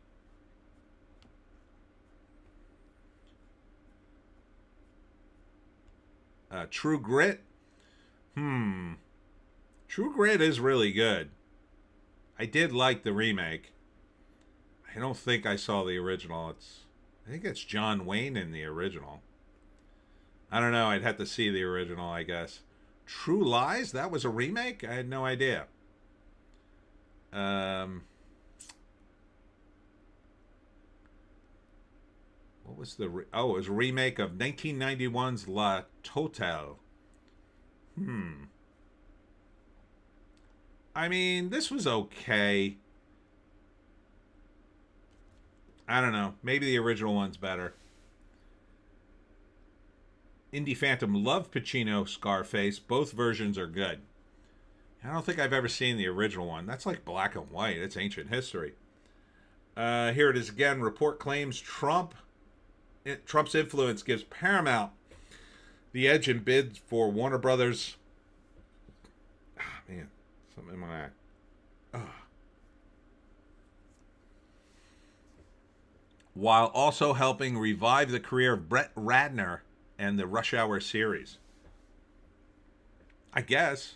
I guess Trump's a big fan of Rush Hour.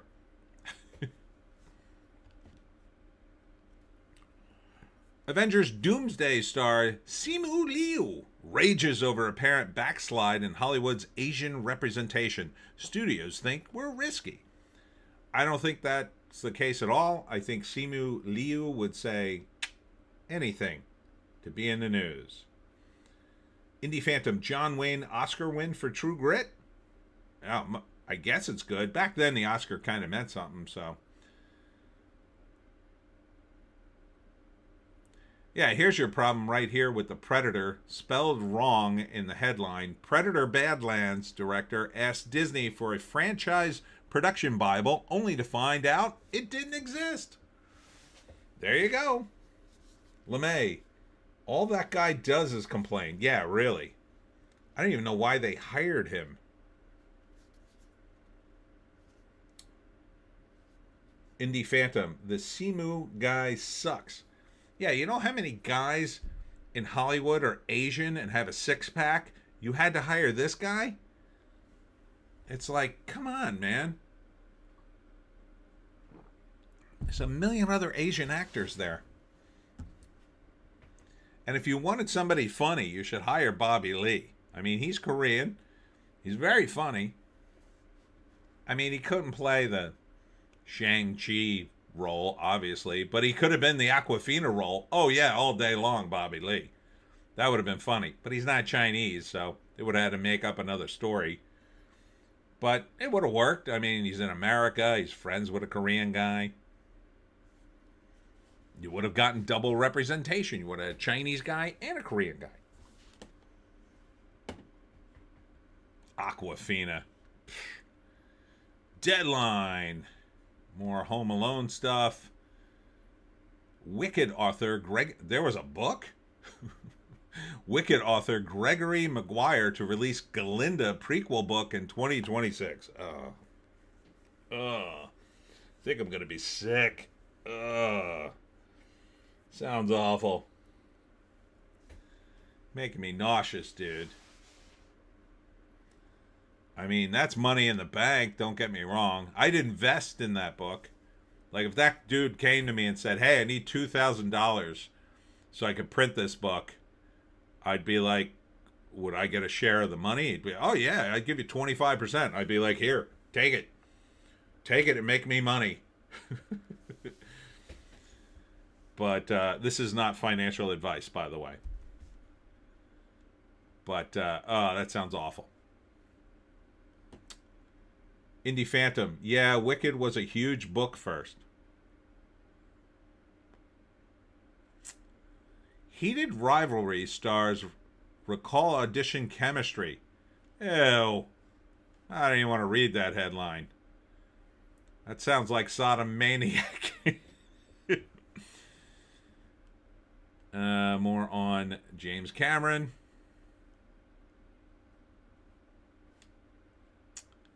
Divine Joy Randolph says she and Zoe Kravitz talk about continuing High Fidelity all the time. High Fidelity? The John Cusack movie? Okay, you do that. Sebastian Maniscalco says Marcelo Hernandez did a fantastic job parodying him on SNL. I was very flattered. Okay.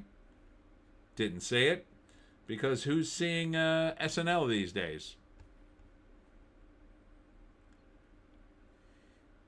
Jodie Foster suggests Martin Scorsese's Killers of the Flower Moon would have worked better as an 8-hour streaming series. I don't know. You would have been able to hide its failure a lot easier, I would say that. But I don't know if making this longer would have helped it.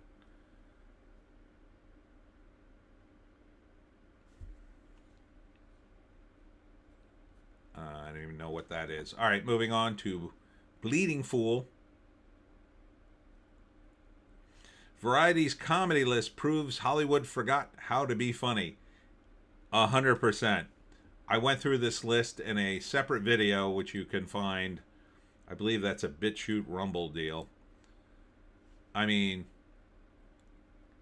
here are the movies they left off the list.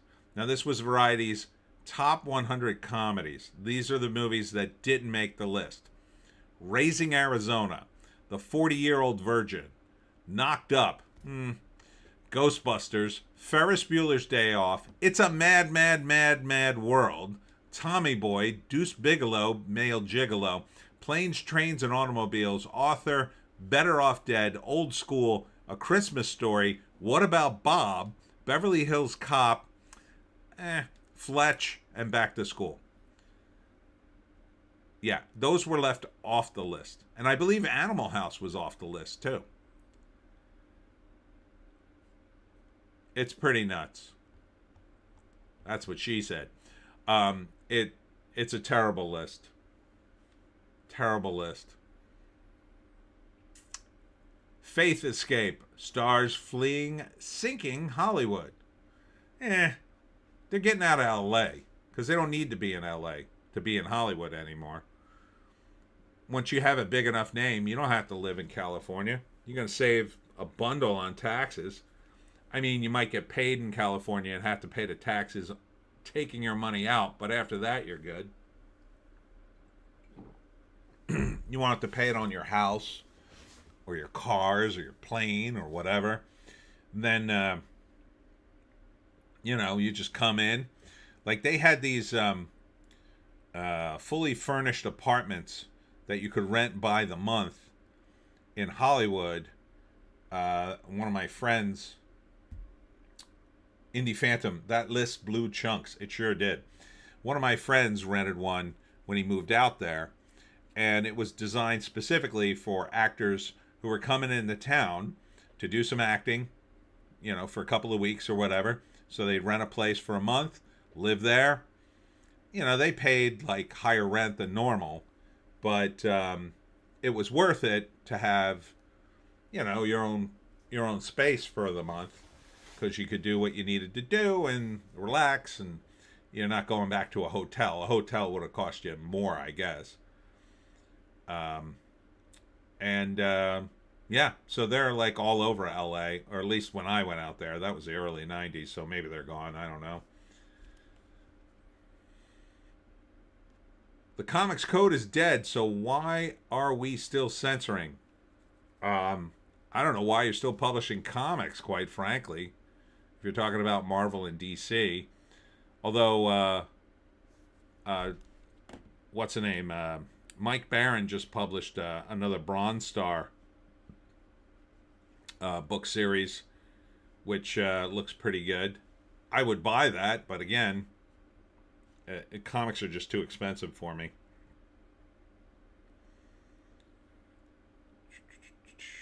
What else? Sky Gene Movies here. First, LeMay. Many are moving to Montana. That's a good place. I bet the taxes are dirt cheap there.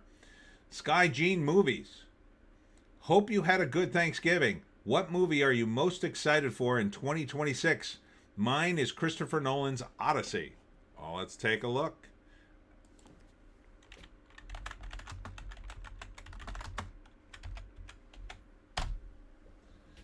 Let's see.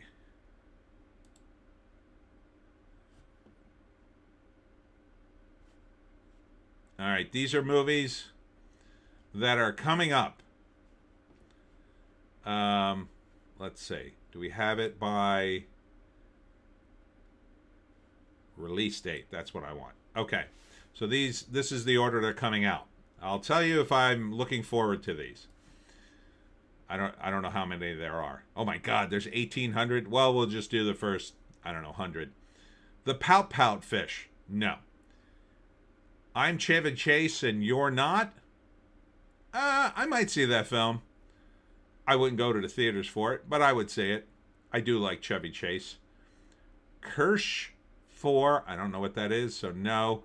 Gua Gia Gia. Don't know what that is. No. Alcohol. No idea. No. Burantino. No. Back to the Past. No. What is this? Every movie in the world? Protos. I can't even pronounce these movies. Let me go back to the previous list. It seemed like a more realistic list. Okay. Yeah. So this is based on what? Popularity. Okay.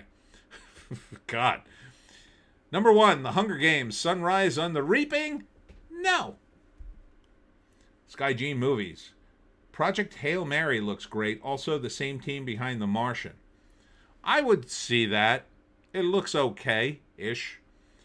Indie Phantom. My town down to one comic store that has been around since 1991. They have a great staff and one of the few stores that won't charge for bags and have great prices. Hard to find these days. The comic book store closest to me closed, and there's still one that's in the general vicinity, and the other stores, most of them, what they've done near me is they've branched out in other things. So like there's one store, it branched out into wrestling and cards, and they've gotten mostly away from comics. They still carry some comics. There was a store you guys may remember if you watch my videos called Level Up Entertainment. Last year I was supposed to do, I think it was last year or was it this year? I was supposed to do a signing.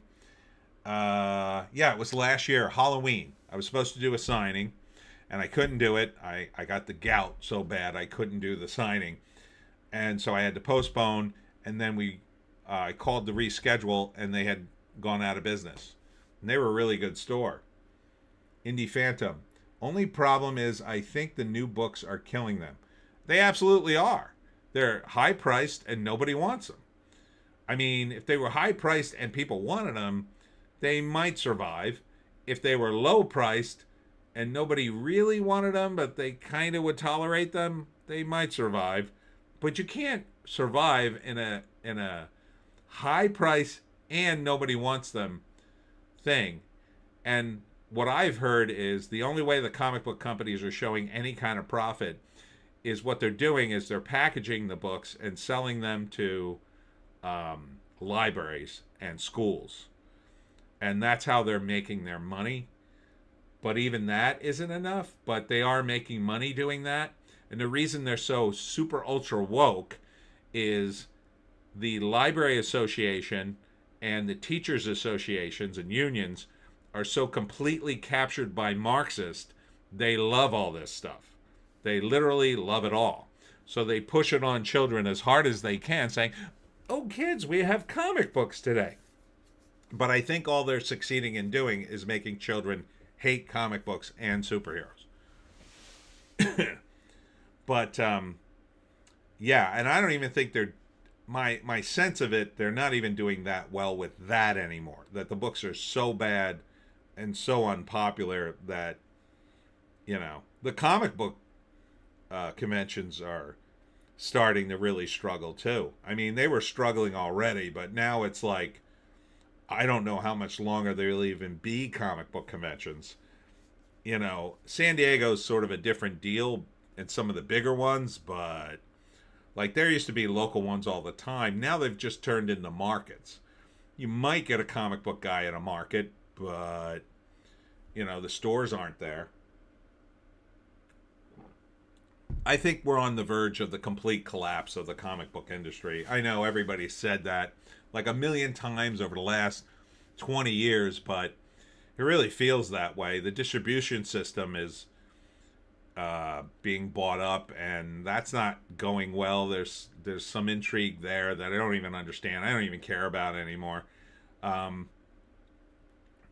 just know that a lot of fans that I talk to, you know, they'll buy the Jersey Devil. Like I sell my Jersey Devil comics for $1 a piece these days because I don't have them all anymore. So you can't, you know, you have to go online to get the rest of the story. But I don't think they would pay full price for them. I just generally don't. And that's my sense of it. Sometimes people will throw me, oh, I should throw you a few extra bucks, and they'll just throw me a few extra bucks. But 9 times out of 10, $1 a piece, yeah, that works for them. That's about right. So if you wanted to get people to come back to comics, you could drive the price down, and you might get people back. But My comics were black and white. They were on cheap paper, and they were printed in the 90s. And I still have hundreds of them in my basement, and I'm trying to sell. So, Indie Phantom. Yeah, this store does some board games, but they have too much competition to bother with Magic, etc. Comics are dead, and Kathleen Kennedy will be fired by Christmas. God willing. If I'd love to see anyone fired in Hollywood, it would be Kathleen Kennedy. But I don't think she'll be fired. I think she'll finally just get bored and leave, because they finally blocked her out to the point at which they have no more use for her. But yeah, comics are just the only model that works now, seemingly, is you have an artist. He has an amazing art talent. He goes on a Kickstarter. He puts up some samples. People like the samples. They finance the book. He draws the rest of it, and it works out. Like, that system seems to be working pretty good. And I don't mind that system. It's just that I'm out of that system because I don't draw. So, I mean, I could do that system for a book, I guess, if I wanted to go finance the Pineys that way. But I didn't do it that way. So far, I don't really need to do it that way. I guess I could put together a project and go to Kickstarter and try to raise money for it if I came up with an idea that, I don't know, that the Kickstarter crowd would like. I don't know. On the one hand, I don't feel like I'm famous enough. On the other hand, I feel like I'm doing okay with the Pineys. I want to continue down that path, but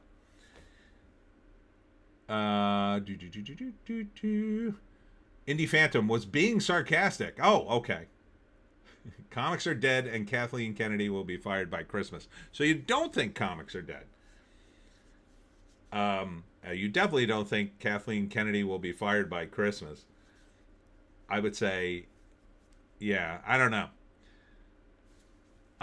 know. Moana, no, don't care about that. The Odyssey, honestly, I don't care about it. From what I've heard, it sounds woke.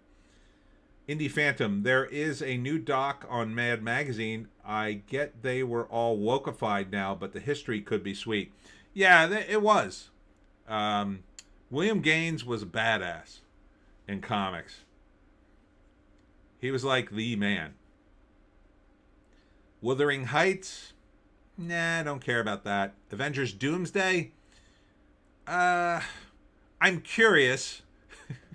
I'm very curious about Avengers Doomsday, simply because allegedly there are 60 characters in this, and they're all jammed in the movie. And I think it's going to be a big mess. And like everyone else, I want to see a train wreck. So I might want to see it, but I don't want to pay for it. And I'm definitely going to wait for the reviews. So, I mean, if the reviews come in and go, I don't know how they did this, but they pulled it off, like, I'll go see it, but I'll probably just wait for streaming. And then, like a lot of movies, I'll probably forget about it or get bored with it, and I say, I'm not going to bother. Sky Gene Movies. Speaking of Jersey Devil, I live in Iowa, and we have a story about the visitor of Van Meter that happened in 1903. Look it up. It's close to the Jersey Devil with a flying cryptid. Oh, neat. Neat. I'll go check that out. Thanks for the tip. At some point, I want to do stories where the Pineys go cross-country and fight other cryptids, but I haven't gotten around to that yet. Indie Phantom. I will avoid the Odyssey and cross the street if I see anyone posing as Elliot. Number 7, Michael. This is the Michael Jackson biopic. I would see it, I guess. I like the music. Probably I'd wait for streaming, though. The kid, what's his cousin? I forget. It's one of his relatives as him. He looks pretty good and sounds pretty good. Indie Phantom. Odysee will be boring as arse. Yeah, probably. LeMay, another remake of Wuthering Heights. Yepper. Spider-Man, Brand New Day. I want this to be good. I've seen the other Spider-Man movies with Tom Holland. I have a feeling this is where it hits a wall. But that being said, I'll wait for the reviews, and then if they're good, I'll go see it. I probably won't go see it in the theaters, but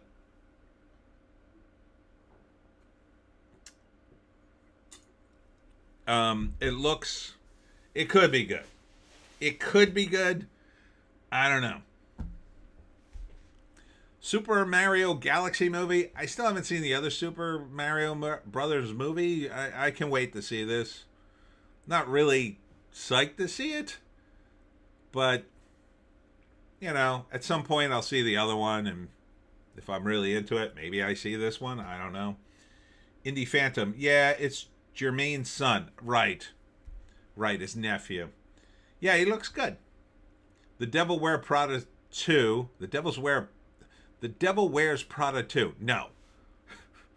Sky Gene Movies. Do you think we will get a new X-Men Doomsday, or will we have to wait until Secret Wars? They'll at least tease it. I don't know. I mean, I really think Doomsday will be an aptly named movie. It'll be the Doom of the Marvel Universe. My gut feeling is the entire franchise collapses on that movie. Like, it's so bad they don't know what to do. That's how bad I think it's going to go. I think it's going to release, and people will go to see it and go, what the F is this? Because they tried to set things up in the Fantastic Four movie, and that kind of backfired, but they're kind of stuck with Pedro Pascal and the Fantastic Four the way they are. So I think they're just going forward with it, hoping that, oh, well, now they'll see this movie, and then they'll understand what happened in that movie, and I don't think it's going to work. But I think you'll get at least some of the X-Men. Maybe all of them. The rumor is you're going to get that scene. Remember in Deadpool and Wolverine, there was a scene where Deadpool is dying and says goodbye to Chris Hemsworth. You may actually get that scene in either Doomsday or Secret Wars. I'm not sure. Ryan Reynolds may finally show up to say, okay, I'm done with Deadpool. We can kill him off now. It's the wrong way to go. Disney continues to mismanage everything, in my view, except maybe Zootopia. A kid's movie, by the way. I'll remind you that I don't think has too much woke stuff in it. Definitely doesn't have any politics in it. So, get a clue, Disney. Go back to your roots and make stupid kid movies again. But for Marvel, here's what you do. You make the movie with the character. And a character like Deadpool is a perfect character to do this. You go to Ryan Reynolds, hey, we want to make another Deadpool movie. And he goes, nah, I don't want to do that unless you pay me $35 million. Oh, we don't want to pay you that much. Okay, forget it. And then just go make another Deadpool movie without Ryan Reynolds. It's the same character. Just find another guy who's younger and can do Ryan Reynolds in the movie. Just do it. I mean, how hard is that? Yes, you won't get the same box office. Don't spend as much money. Just keep the IPs going, you morons. Make them all like James Bond. Make them eternal. What? Mark Ruffalo doesn't want to do the Hulk? Okay, recast him. Just keep recasting people. That's what they should have established early on. Recast the superheroes. Chris Evans won't do it? Get another guy. Just keep doing it like that. Because in superheroes, no one cares about the actors. No one cares about the artists or writers. They care about the characters. Everybody who read Avengers would read it, and then they would slowly move Cap out, and Thor, and the Hulk, and Iron Man, and then you'd be with second stringers, and then everybody would be like, this is boring. And they'd leave the comic. And then Marvel would go, oh my God, they're not reading the Avengers. What do we do? Okay, let's bring back Cap and all the rest. And then they'd bring everybody back, and everybody would start reading it again. Get a clue. Get a clue, Disney. Just recast everybody. Just recast them. And pretend like they've been the same guy the whole time. Pedro Pascal didn't work out as Fantastic Four. Mr. Fantastic. Okay, recast him. He's gone. All the other guys, they're gone. Just pretend like they're all the same guys. And then when you do the next movie, use the same uniforms, use the same sets, use Herbie again if you want, and just move on like it's the same guys.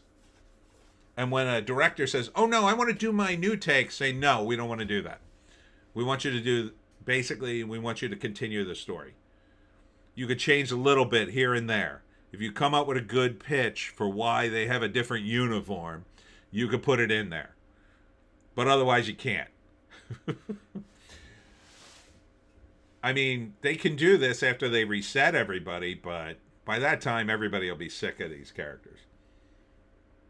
If they're not already.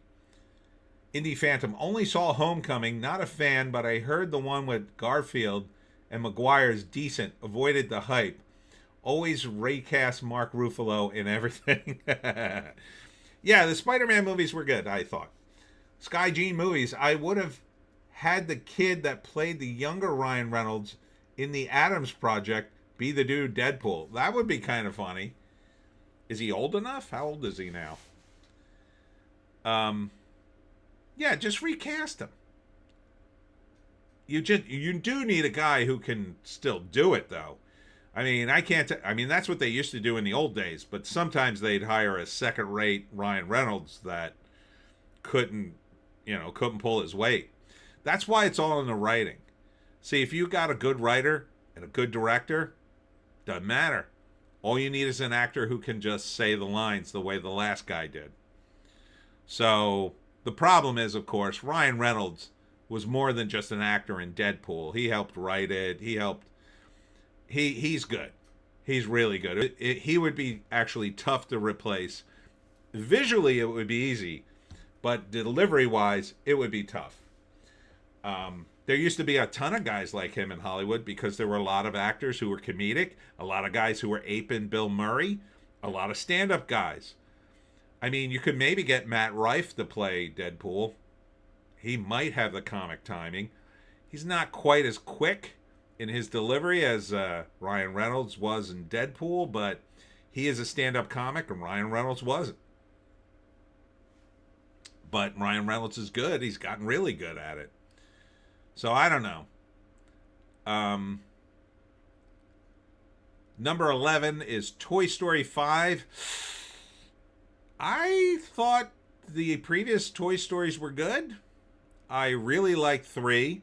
I was surprised how much I enjoyed 4. I almost bailed on 4, but I stuck through it, and I thought that was actually pretty good.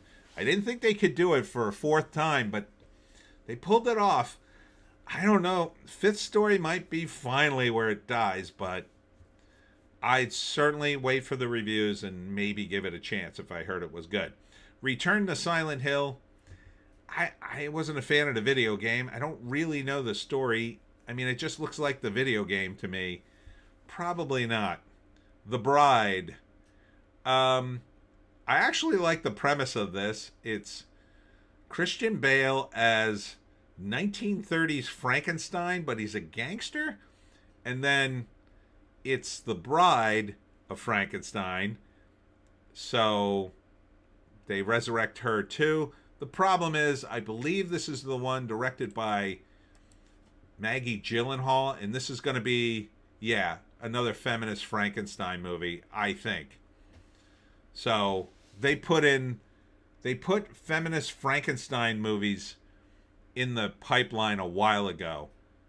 The first one was Poor Things, and then the next one was Lisa Frankenstein. That was the one written by what's-her-face, Diablo Cody. This is the third one. They were all put in motion around the same time. So I think this is going to be feminist Frankenstein. But the upside is Christian Bale's in it. I like the 30s gangster aesthetic.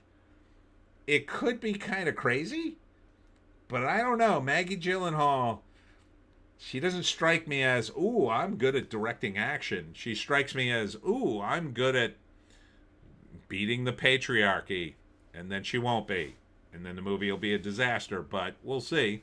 Jumanji 3, Dear God, no.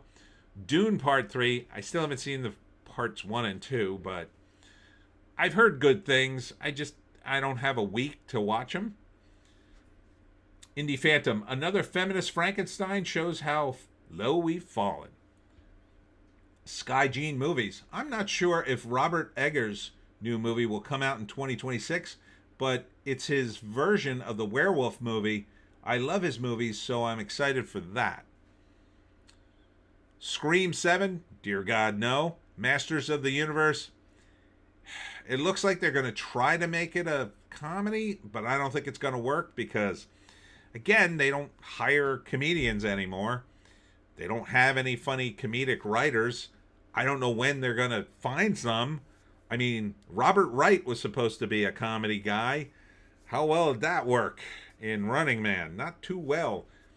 I mean, Simon Pegg was funny, and Nick Frost, but those guys are off doing weird movies that aren't quite funny. I think a lot of these guys, they lost their mojo because the money wasn't there for comedies. And in their defense, overseas comedies don't work, so studios, for the big money, you got to get on board with one of these franchises. So I don't blame Simon Pegg for being Scotty in Star Trek to make big bucks, but I would like him to come back to comedy at some point. Indie Phantom, Maggie seems woke as F. Yeah, she does. I think it'll probably be bad. Number 18, 28 years later, The Bone Temple.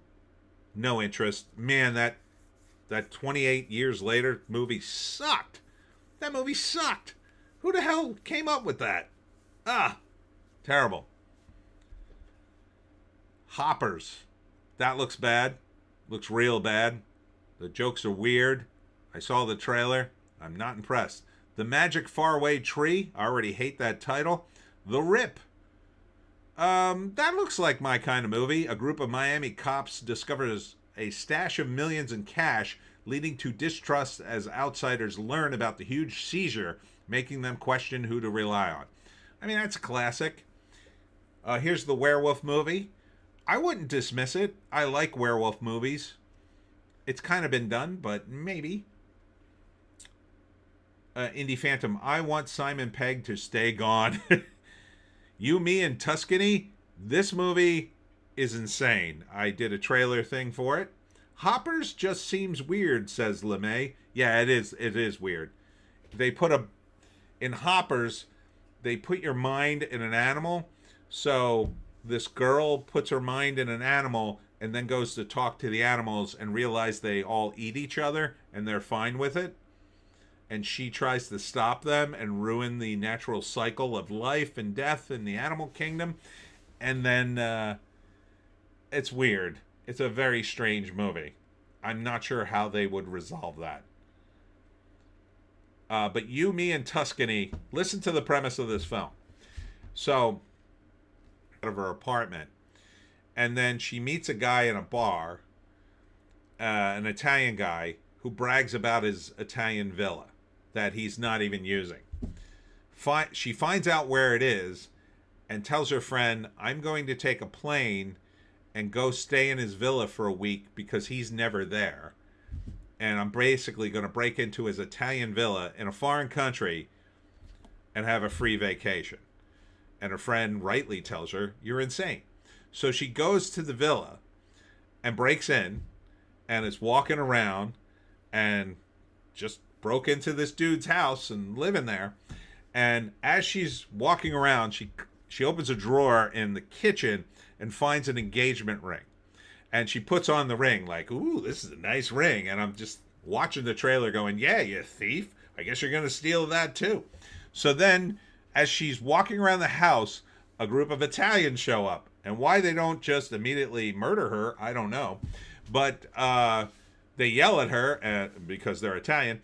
And eventually they see the ring and they instantly say, oh, you must be the fiance of Matteo, the Italian guy who owns the villa.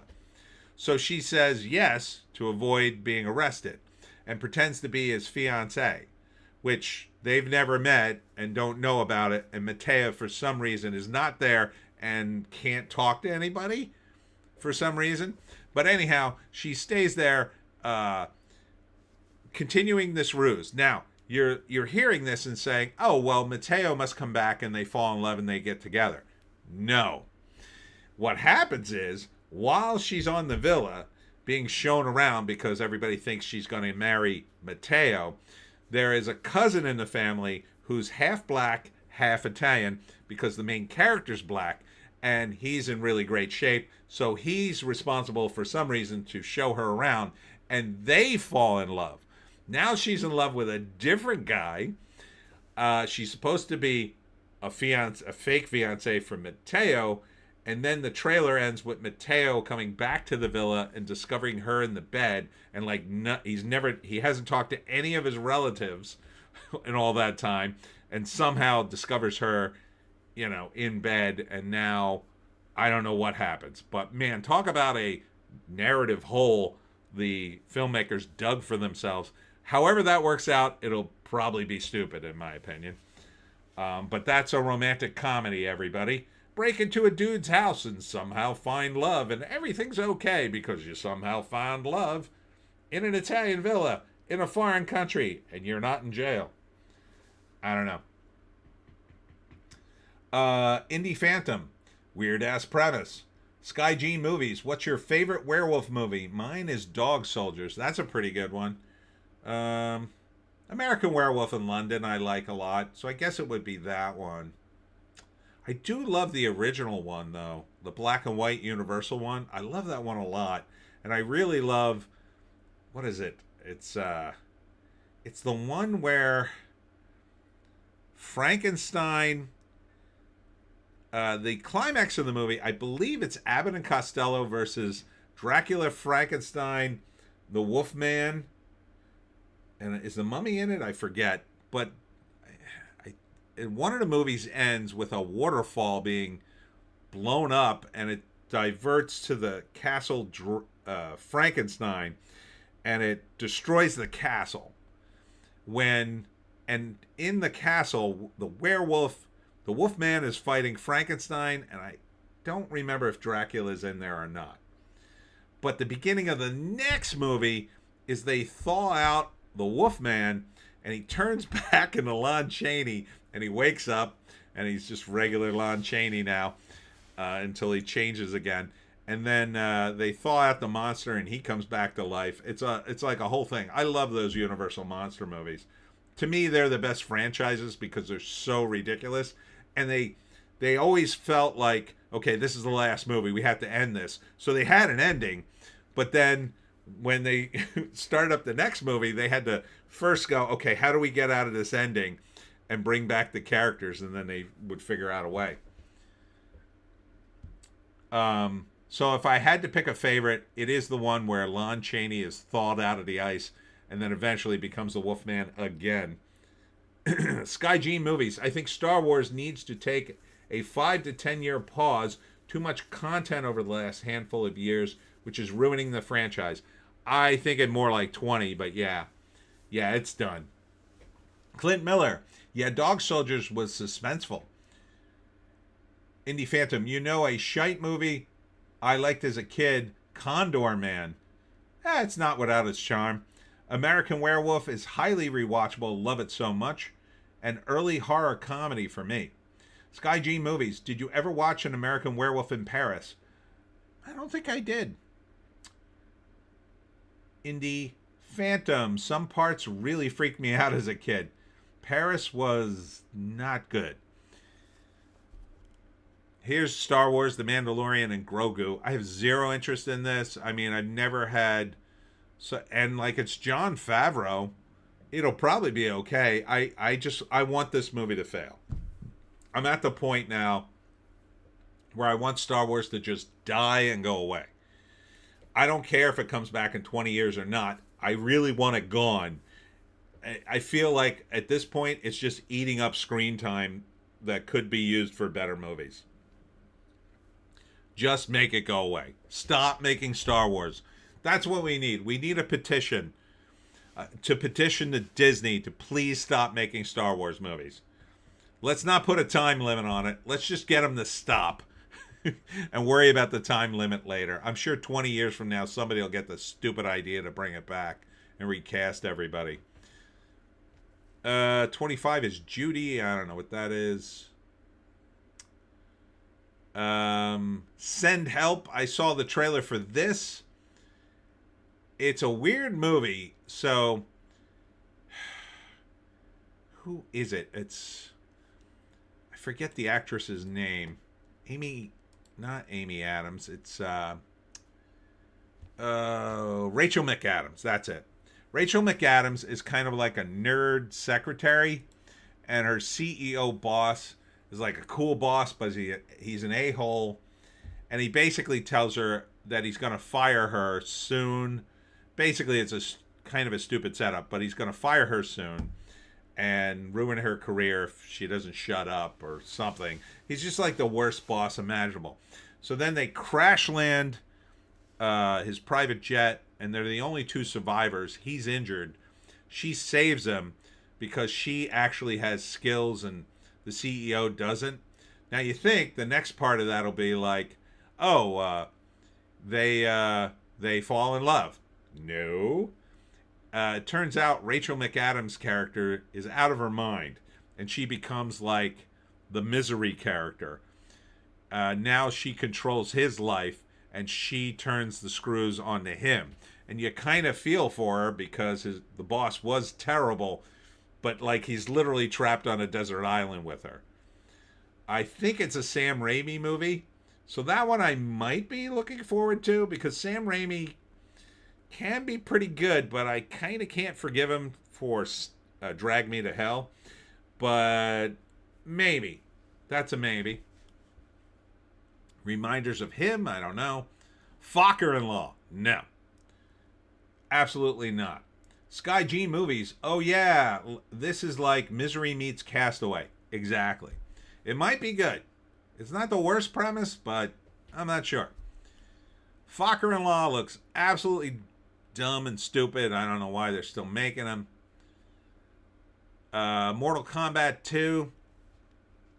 Again, I'll wait for the streaming if I watch it at all. I mean, is it going to be any different from Mortal Kombat 1? Probably not. Kraken. That looks okay. Maybe. Mercy. That's a new Chris Pratt movie. It's like him versus an AI. It kind of harkens back to the old Arnold Schwarzenegger movies like Total Recall. It could be good. I don't know. Again, I gotta wait for the reviews on that one. There's Supergirl. Probably not. Cold Storage. That looks awesome. That looks awesome. Indie Phantom. I can't forgive Raimi for Oz the Great and Powerful. His movie crimes are fairly long. But all is forgiven during Army of Darkness. 33 Cold Storage. Okay, so this has Liam Neeson in it, but it's a comedy, and it also has the kid from Stranger Things, and the premise is there are two workers at a cold storage facility who either end up accidentally or it just happens. They end up spreading a biohazard that turns people and animals into zombies. And then Liam Neeson, almost said Leslie Nielsen. Liam Neeson is the guy assigned when that happens in these various storage units around the world. He shows up and he's the guy who wipes out all the zombies and the biohazard to save humanity. So it looks like kind of a fun, crazy movie with Liam Neeson actually doing what he should be doing, is playing it straight up serious. Sky Gene movies. I'm shocked we're getting a sequel to Greenland. I guess it made money. Greenland Migration. Yeah, I don't know. It's weird. Peaky Blinders, The Immortal Man. I mean, I've heard great things about Peaky Blinders. My friend, who's an actor, said, you gotta binge watch this series. I would totally be willing to do that if I had the time. his recommendations usually pretty good. I hear great things about it. So I wouldn't watch this out of order. I would want to see the wind up to it, but definitely would put it on the list of things to do when I'm rich and retired. Street Fighter? Nah. Scary Movie 6? I don't know. I really wasn't a fan of the early scary movies, but there's so few comedies, I might give it a chance. Is Chris Elliott in it? I heard a rumor he was. Anything with Chris Elliott is worth seeing, in my view. Yep, he's in it. I might have to see that. Sherry O'Terry, could kind of take or leave her. Anna Faris, she's pretty good in these movies. Damon Wayans is okay. Marlon Wayans is okay. Sean Wayans, I assume he has some funny comedy genes. Kim Wayans. A lot of Wayans in this thing. Greg Wayans. How many Wayans family members are there? Jesus.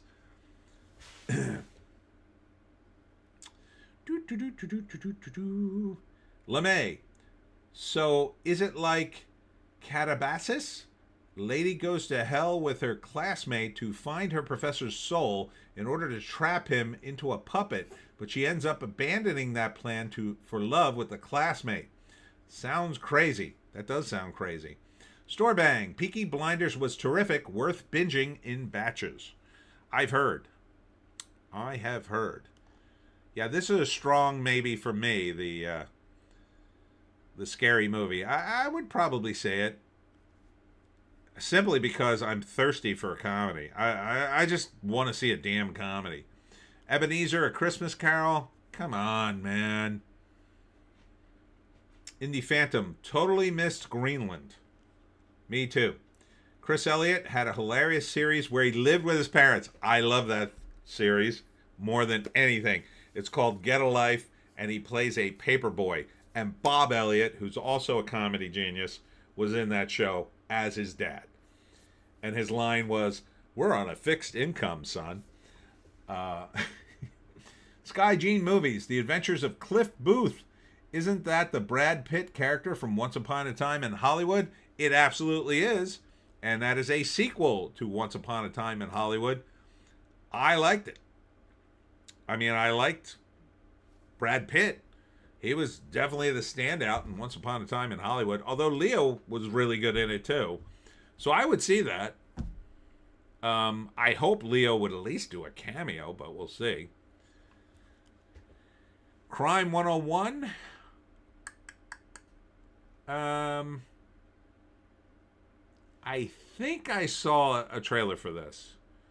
I can't remember if I liked it or not, but it's a heist movie, maybe.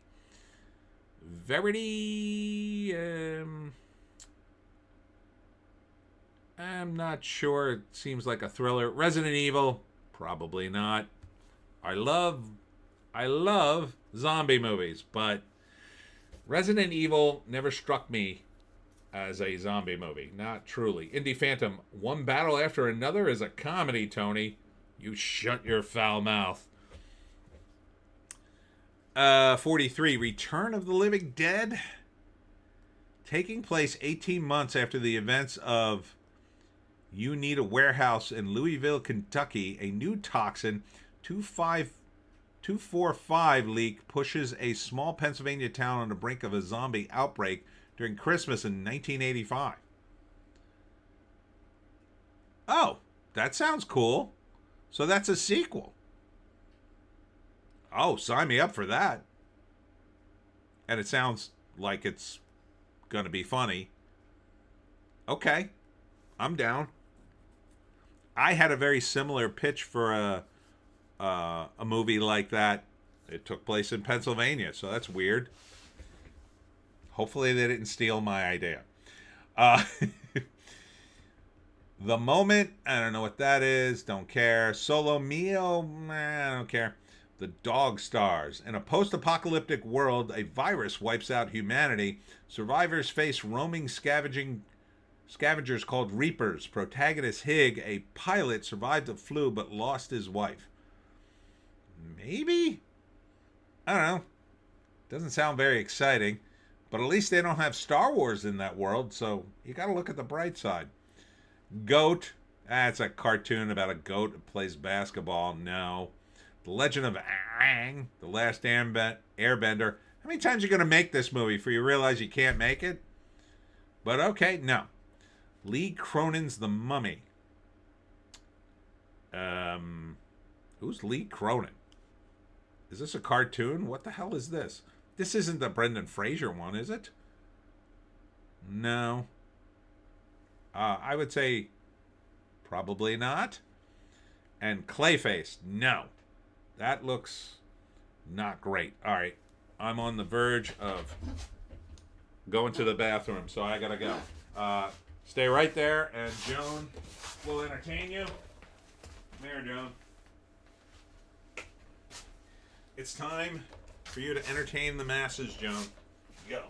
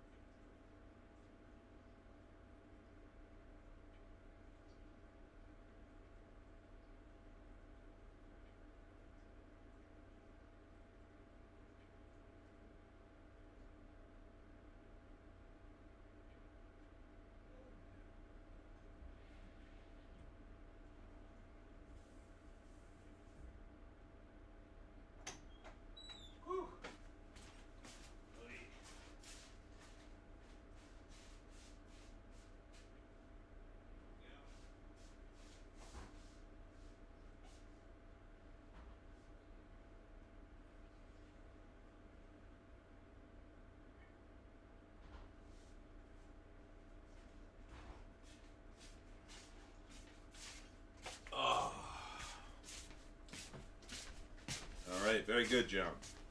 Very good. All right, let's see what mayhem you caused. Indie Phantom. Oh, a virus movie. Can't wait. Clint Miller. After all, she is white. Not too much mayhem this time, Joan. All right, do we want to look more at this list? 51 is Narnia. That's the Greta Gerwig Narnia. That sounds like it's going to be awful and feminist. Cliffhanger remake, I believe. Is that the remake? They were supposed to remake Cliffhanger, right?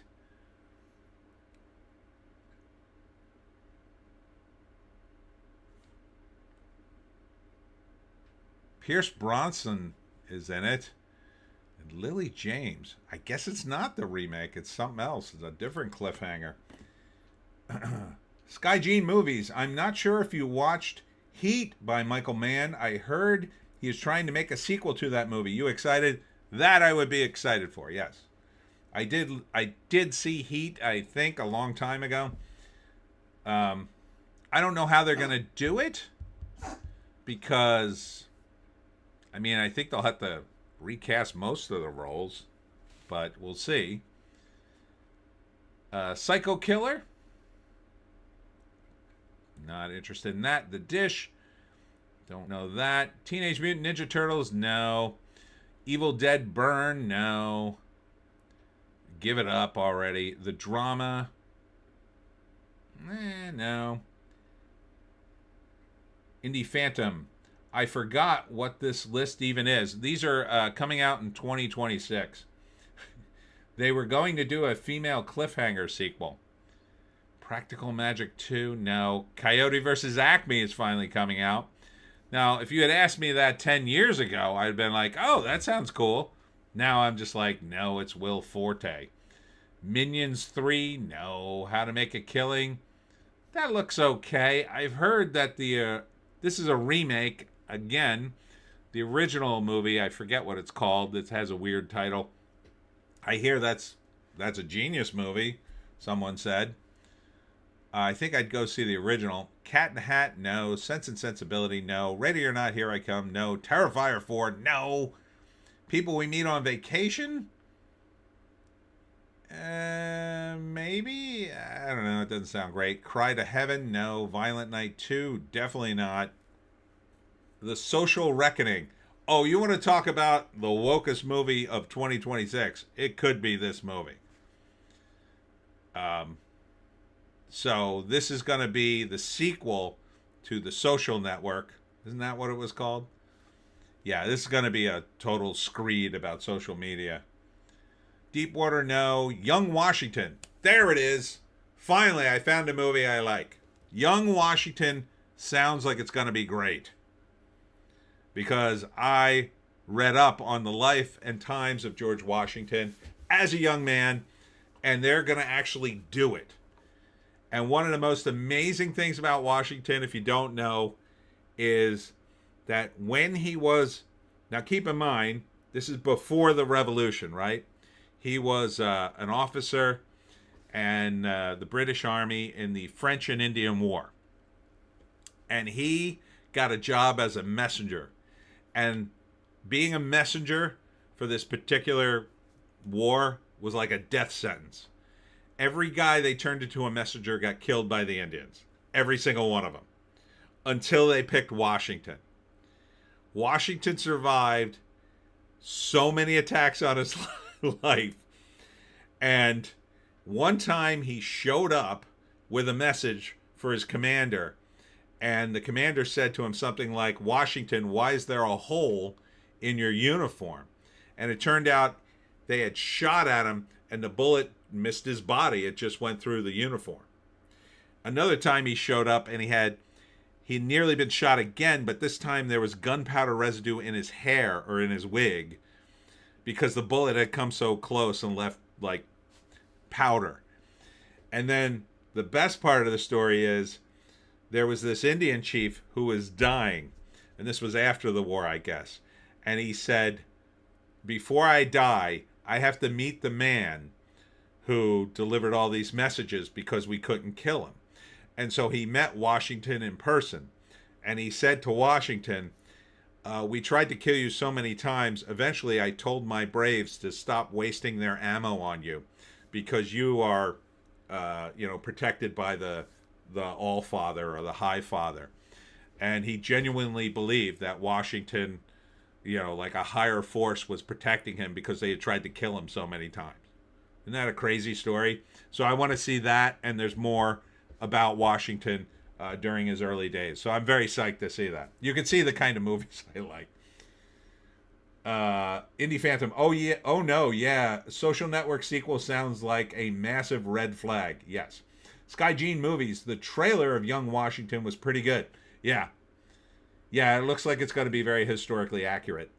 And Andy Serkis is in it, playing an English guy, which I think he'll be good at. Indie Phantom. That sounds freaking excellent. I did hear about that. Okay, it tops my list that most wanted to see. Yes. Yes, and let's end it on a high note and go back to the trades. Because I don't want to go through more of that list. It's getting numbing at this point. All right, let's see if there's anything else going on in the trades. Home Improvement and Tokyo Drift star Zachary Ty Bryan arrested again 6 times in 5 years. Who says child stars don't grow up to be criminals? What's new on Netflix in December? Dare we take a look? Well, let me see if there are any other headlines. Senator Mark Kelly clarifies Democratic lawmakers' video was looking forward to future illegal Trump orders. What? Mark Kelly clarifies Democratic lawmakers' video was looking forward to future illegal Trump orders. What are you talking about, dude? That's like admitting on TV seditious conspiracy. and the rap is usually on your side. I don't know why they would print that. Hey, Pete Hegseth's reportedly Kill Everybody command called a war crime by conservative commenter Andrew McCarthy. Oh, well, you know, our country's run by commenters on the internet, so obviously, what are you talking about? That doesn't matter. It's only actionable if someone does something about it. Go ahead, Congress, do something about it if you can. You know it's full of S. Sky Gene Movies. The story of Washington and Robert E. Lee owning the land that turned into Arlington Cemetery is interesting itself. I did not know that. Let's peek in what's streaming real quick. This is December. Oh, this is like everything, man. I'm not going through this list. Holy crap. Yeah, it's a lot of stuff. This is like the list of lists. That's even bigger than the other list. I'll just look at Christmas. Christmas on Netflix. Christmas Game Day, Cowboys versus Commanders, and Lions versus Vikings. Stranger Things 5, Volume 2. All right, and Hulu on Disney. Hulu and Disney on Christmas will be... nothing on the 25th. On the 24th, Made in Korea, 2-episode series premiere on Christmas Eve. That's Italian time. Christmas Eve is when the Italians celebrate. American Pickers Best of Complete Season 7, Parent Wars Complete Season 1. Yeah, we won't be watching that. We'll be having the 7 Fishes. Thank you very much. What's this? HBO Max, which I have. Christmas has Happy and You Know It, HBO original. Godspeed, HBO. At least you're doing something original. I don't know what that is. And this is Paramount. Paramount has nothing on Christmas. On the 23rd, they have the Kennedy Senator Honors. Oh, boy. Oh, boy. Rich people giving themselves awards. Oh, please contain my merriment at that. Holy crap. Not if you brought back the shutdown would I watch that show. Prime Video. What's going on the 25th? Minecraft movie drops the 22nd. Sinners drops the 26th. They were both pretty good. Tubi. Now, Tubi, you can watch stuff for free. I highly recommend Tubi. Holy crap, all this stuff dropping. On Christmas, though, it's December 22nd. Ukraine is not a brothel, and Satan wants you. Okay. Peacock. Let's drop it on Christmas. On the 23rd, Watch What Happens Live, Season 22 finale. But I didn't see all the 21 previous seasons. I have no idea what happens. And 27th is Copenhagen Test, 8 episodes. Okay, so nothing.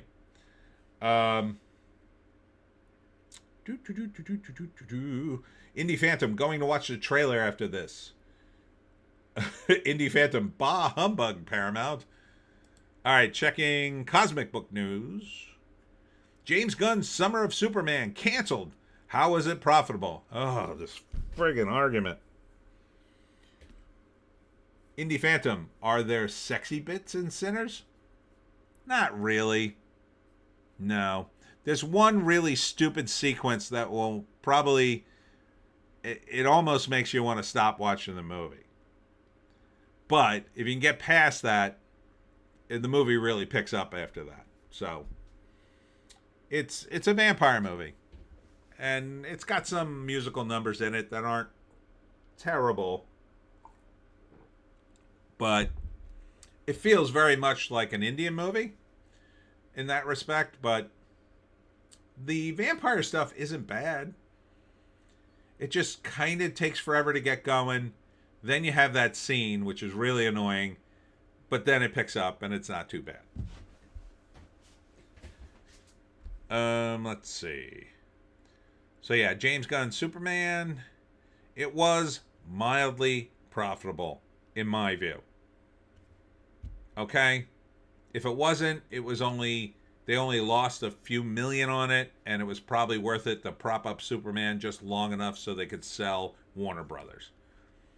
Batman vs. Superman cinematographer says never say never to Snyderverse return.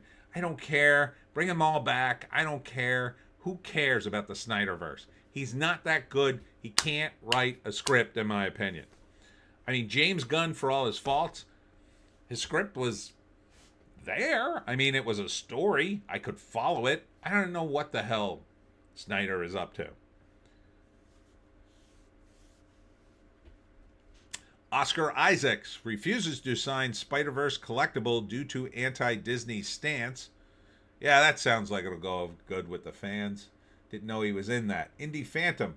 I hear some comparisons to vampires from Dusk Till Dawn. Yeah, there's some of that in it because the main characters own a nightclub, like kind of a speakeasy out in the woods. It's a black speakeasy, and that's part of it too, because it's Ryan Coogler and all the cast is black, and that there's a whole racial aspect to it. It's not overbearing, but it's there. It's that one scene that really you just go, oh, dude, come on. But yeah, the vampire stuff was okay. Sky Jean Movies. Robert E. Lee married Mary Custis, who was a great-granddaughter of Martha Washington, Washington's wife. That's kind of cool. Indie Phantom. It will be more profitable than Supergirl. Snyderverse? I don't know. He'll spend a lot of money. Indie Phantom. I don't want a Gunn or Snyderverse. Yeah, I'm off the Gunn train. I defended him for a while, but he can't help himself. Either he can't help himself or someone behind the scenes are pushing these guys into making these stupid political statements. Either that or they were preventing him from making the statements all this time. And then finally he just like, it don't matter, I'm getting fired. I don't know which it is. Sky Jean Movies. John Carpenter's Vampires was amazing. Yeah, it's a shame he couldn't finish it, though. I mean, the first half of that movie is just James Woods so good in that, but I think the rumor is they ran out of money. And then they really couldn't finish it, and the movie just kind of, the third act, well, really a second act, it kind of just stops and like, what's happening? But John Carpenter is a genius. No denying that. I would watch almost anything with him in it, or him directing. Netflix buying Warner Brothers Discovery would be worst case scenario, says DC Insider. I don't know. Can it get much worse? I think I would like to see Paramount Skydance buy it. They seem to be the least woke of the companies vying for it. I think the push is Trump wants to create a counterbalance to Disney. So Disney's going to be super ultra woke. It's going to be controlled by Democrats. Republicans are going to sort of kind of control Warner Brothers because like Warner Brothers will owe them. Right? So then Warner Brothers is going to repay them by doing a bunch of base things. Maybe. Kind of. Not really. Probably screw everybody over in 2 years. And just go down the same rabbit hole Disney goes. I think Disney's just going to abandon woke stuff because eventually, I mean, how much more money could they burn? They've at least pulled back on it, I think. Bob Iger has made that very clear. He don't mind the woke stuff, but you got to be subtle about it. So, but I think if you actually had a big studio like Warner Brothers just go balls to the wall, like we're not gonna care about that woke stuff, and then actually start doing comedies and action movies again, they would hit it big for a while. Now, eventually, the other studios would be like, oh, there's money in that, and they'd jump in, and then they wouldn't make as much. But I think initially, for the domestic box office, they would absolutely crush it. They would own the domestic box office if they did that. And Netflix wouldn't care, and neither would Amazon because they kind of don't care about theaters. Disney would probably used their leverage to try to crush them. But you would hope that Warner Brothers, again, would be a counterbalance and could use their money. No, we're going to get into all these theaters. Maybe Warner Brothers and Paramount Skydance merger, they should go ahead and buy the theaters too. I don't know if that would violate any kind of laws about, you know, they would have to carry all movies or whatever. But the word I've heard is that Disney uses its weight to put pressure on these theaters to keep other movies out and to push their movies for longer periods of times. I don't know how true that is, but that is the rumor. Indie Phantom, they put a racial aspect in there that doesn't sound like a contemporary Hollywood. Yes, it is, Sky Jean. Sky Jean Movies. The sequel to Vampires was terrible with Bon Jovi. Indie Phantom, avoid the ward, Tony. I will. Agreed, Sky Jean. Tried to watch it. Sky Jean at Indie Phantom. Yeah, I couldn't finish it. Also, Indie Phantom. I think Tron Arse will eventually find its audience in hell. Indie Phantom. Me neither, Sky Jean. Henry Cavill is back as Clark Kent in a new Zack Snyder photo. All right, stop posting these photos. All right, and that's it. More of the same. That Park Place. Sadie Sink stays silent as speculation swirls around her Spider-Man role. So the only characters left for her to play would be like Black Cat would probably be at the top of the list. You know, put a wig on her, put the hot uniform on her. She's young, she can probably do it. There's another character, lesser known, that was in the offices of the Daily Bugle. I believe her name's Betty Bryant. They could maybe work her in as a new Peter Parker love interest. I think they'll probably go with Black Cat, though. That makes the most sense. I think there's like one other character someone mentioned. But fired Sucker Punch developer Drew Harrison says harassment campaign, not tasteless Charlie Kirk joke, cost her the job. I'm pretty sure it was the tasteless Charlie Kirk joke. The man was killed in front of his children, you a-hole. Give it up. Heroes of the Storm may see a return in 2026 courtesy of Microsoft based on recent activities.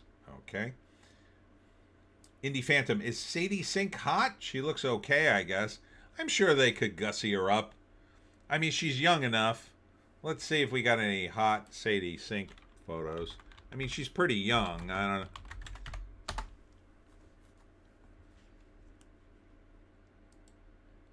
She was born in 2002. Yeah, she's in her 20s.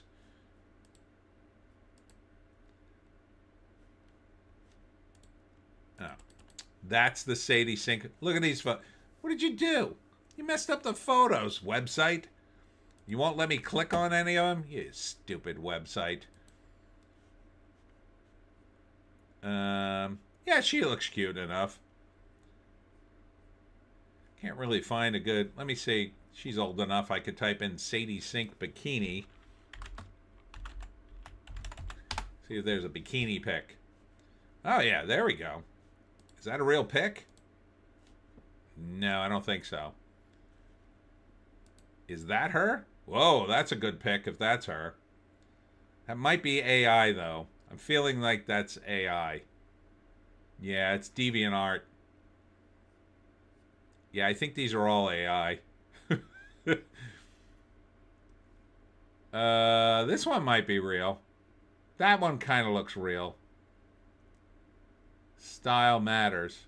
I mean, she's got a nice body. I think she could, you know, put the right makeup on her. I think she'd be fine.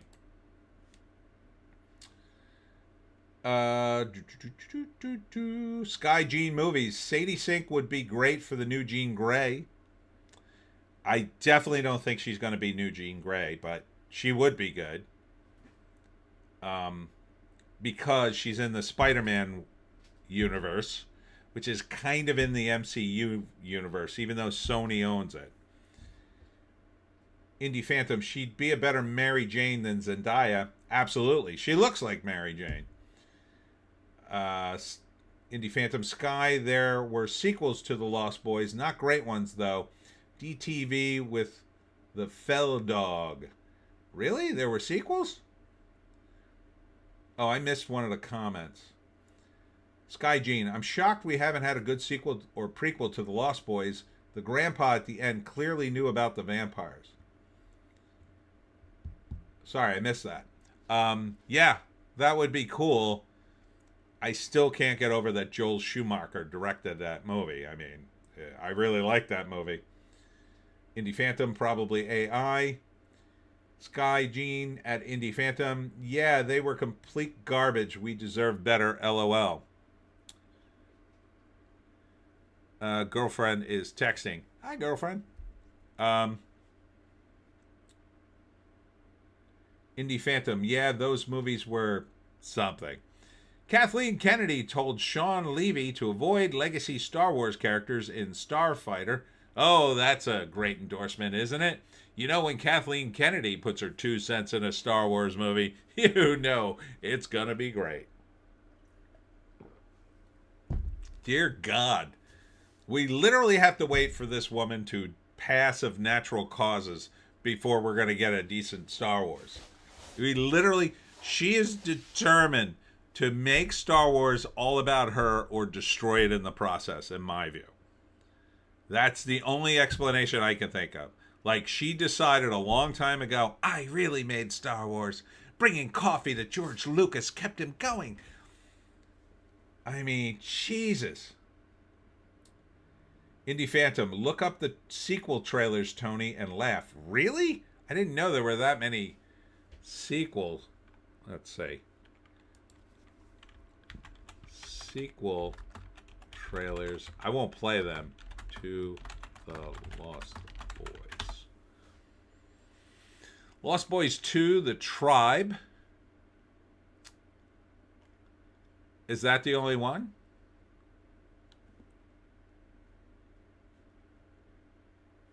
Here, Lost Boys franchise. Lost Boys, The Tribe, and Lost Boys, The Thirst. Huh.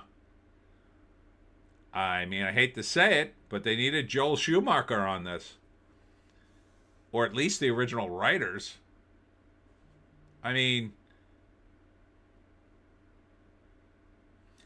Indie Phantom, Starfighter is going to misfire on all cylinders. I don't know, you might get enough of the girls come in to see Ryan Gosling, so it might like almost make its money. But I don't think that's going to bring in many of the Star Wars fans. How is Kathleen Kennedy, like, convinced she can get women to watch Star Wars? Like, how did she come up to that conclusion? Was she just in a meeting one day and somebody said, yeah, I don't think girls like Star Wars. I'll show you. And she's just determined to turn society, single-handedly turn society around so young women go, oh, you know what I want to do tonight? Instead of washing my hair, buying shoes, going out on a date, talking to my boyfriend, or anything else women love doing, I want to go see Star Wars. Like, it's the most insane thing, it's like she hasn't met women. I don't even think Kathleen Kennedy, when she was a moviegoer, would go see Star Wars. Sky G Movies. Message redacted. Indie Phantom. The Thirst was the worst. Schumacher did some decent stuff. He wrote DC Cab. Yeah, it's so weird. And yet he put nipples on the Batman costume. Sky Jean Movies. The Tribe was Kiefer Sutherland's brother in it. Terrible. Really? I didn't know he had a brother that was in movies. Where's the cast? Oh, there was a TV pilot? There was a TV pilot in the works of the CW. Developed by Rob Thomas. Now, which writer was he? He was not even involved in the movies.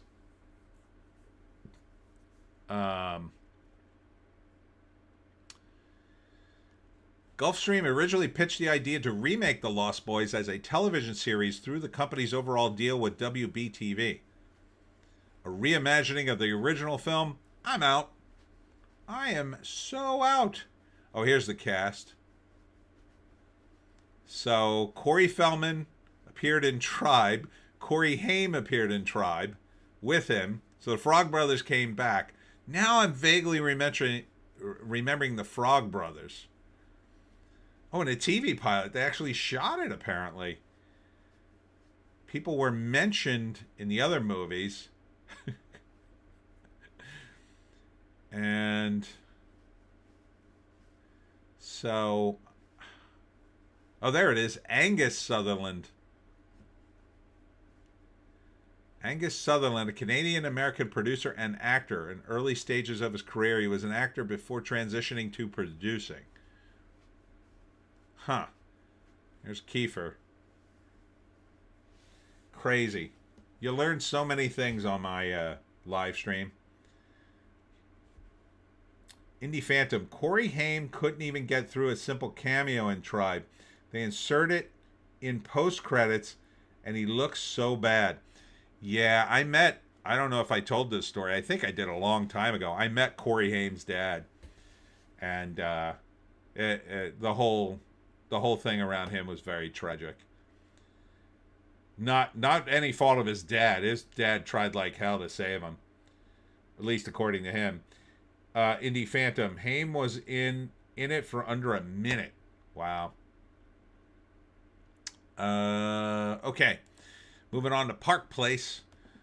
War crime. Desperate Dems erupt in fake news fury over narco-terrorist boat strikes. Don't care. Stupid idiots. Marvel star Josh Brolin defends his friend Trump. No greater genius than him in marketing. I don't know if that's really a defense of him, but it is a nice thing to say. Sky Gene Movies. LOL, yeah, the post-credit was so bad. Jesus. Singer Hayley Williams says all are welcome to her concerts except fans who think trans people are a burden. What? What are you saying exactly?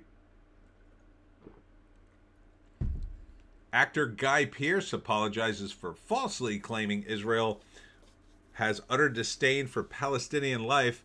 I am deeply sorry. I'm sure that's a very heartfelt apology.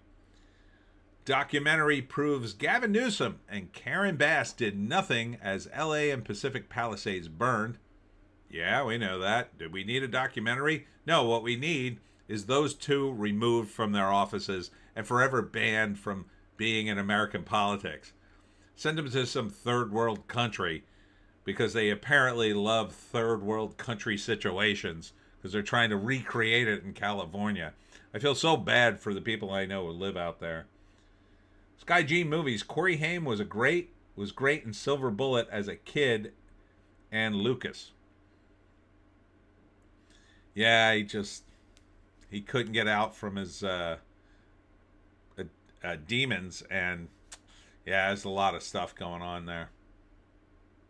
I don't know how much I can say. I don't really know anything, but the stuff that Corey Feldman says, I sort of believe. Stephen A. Smith rips Mandani on rapper Fat Jones' podcast. Oh, there's a podcast for you, Fat Jones. Oh, wow. Free 8 reality. That's communism. Okay. Indie Phantom. Brolin in is half based, I guess. This was funny. A doctor told Kim Kardashian she has low brain activity.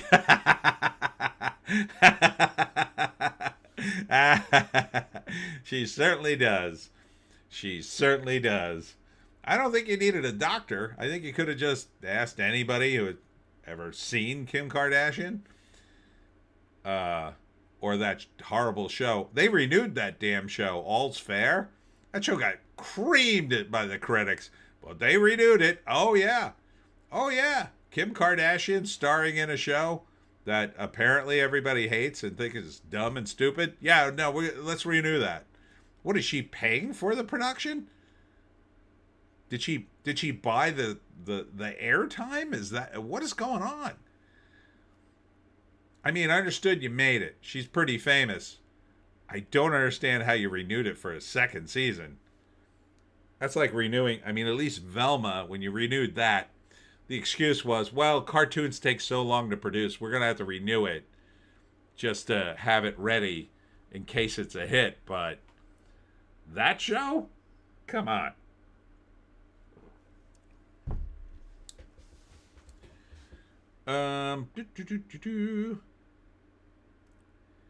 Indie Phantom, Lucas is a great little flick. LOL Kim. Singer Blanco Brown claims white AI-generated artist that top country sales chart is based on him. They used the Blanco, not the Brown. Wasn't the AI character black, though? Who was on the top of the charts? I could have sworn he was. Sky Gene Movies. Kim Kardashian has the greatest comeback story, LOL. That's a great clip from Chris Pratt. He's so funny in that. Investor Kevin O'Leary. Oscar bait film Marty Supreme could have saved millions by using AI background actors. Yeah. They absolutely could have. Kevin, you're talking my language. Yeah, look. I don't want to see actors completely disappear from movies, but for extras? I mean, what are we talking about here? They pay extras to stand around. And I get it. In the past, we needed them. AI can generate them pretty well. That's the one thing AI can do. They could generate NPCs all day long. If they don't have to talk or act too hard, I'm sure the AI can handle it. Why shouldn't we use them for background actors? I mean, I'd be okay with that.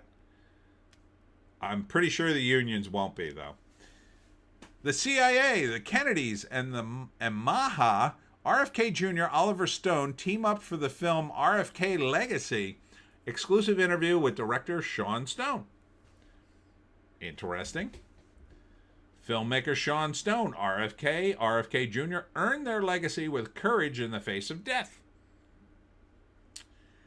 Okay. Elton John reveals how Trump could become one of the greatest presidents in history.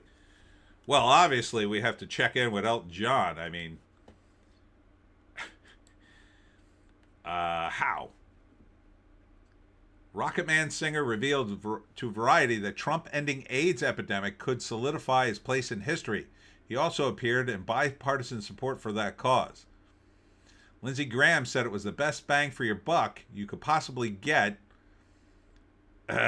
Phrasing? John said of a delegation he led to South Africa.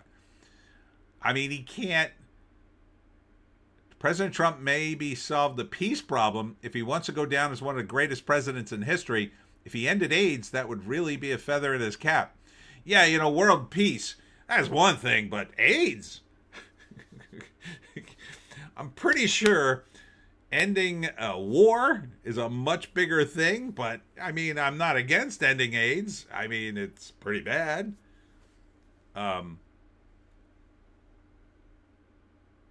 So I'm not sure what he could do beyond.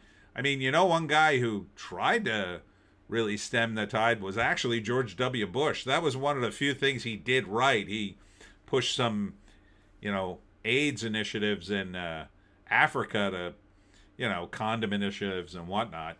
I don't know how much more you could do other than tell people, you know, be super careful out there.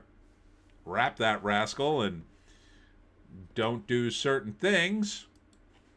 I mean, that would really help stem the tide. You could start by confronting California and suing them. They passed a law saying, oh, if you pass AIDS to another person, it's no big deal. If you knowingly have sex with someone with AIDS, no biggie. No biggie. That would be something to look into. Sky G Movies, thoughts on the upcoming Lord of the Rings Gollum movie? Unnecessary. Yeah. I mean, look, I love the Lord of the Rings movies. I love them. But they're done. I mean, a Gollum movie? How many more spin-offs can we possibly make from Lord of the Rings at this point? You know, I get it. People love it. It's time to be done with it. Now, someone suggested online, I forget who this was. I think it might have been Razor Fist.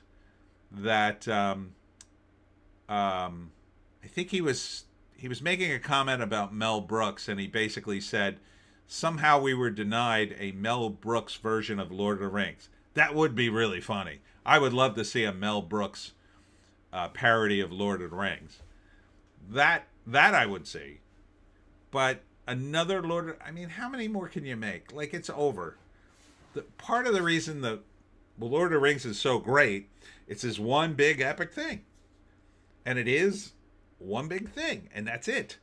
Those are the most important events in that world.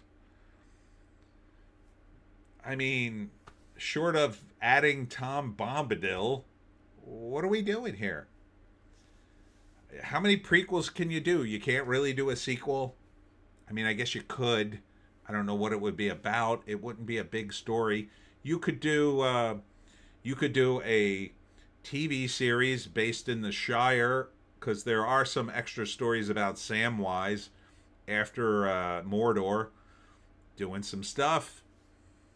It wouldn't be very exciting. It would be kind of a nice capper, I guess, but you know, the actors are older now. You'd have to recast it. What's the point?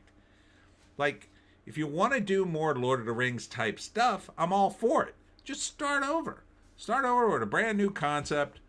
And you could use monsters. Just make up some monsters. Do a D&D movie.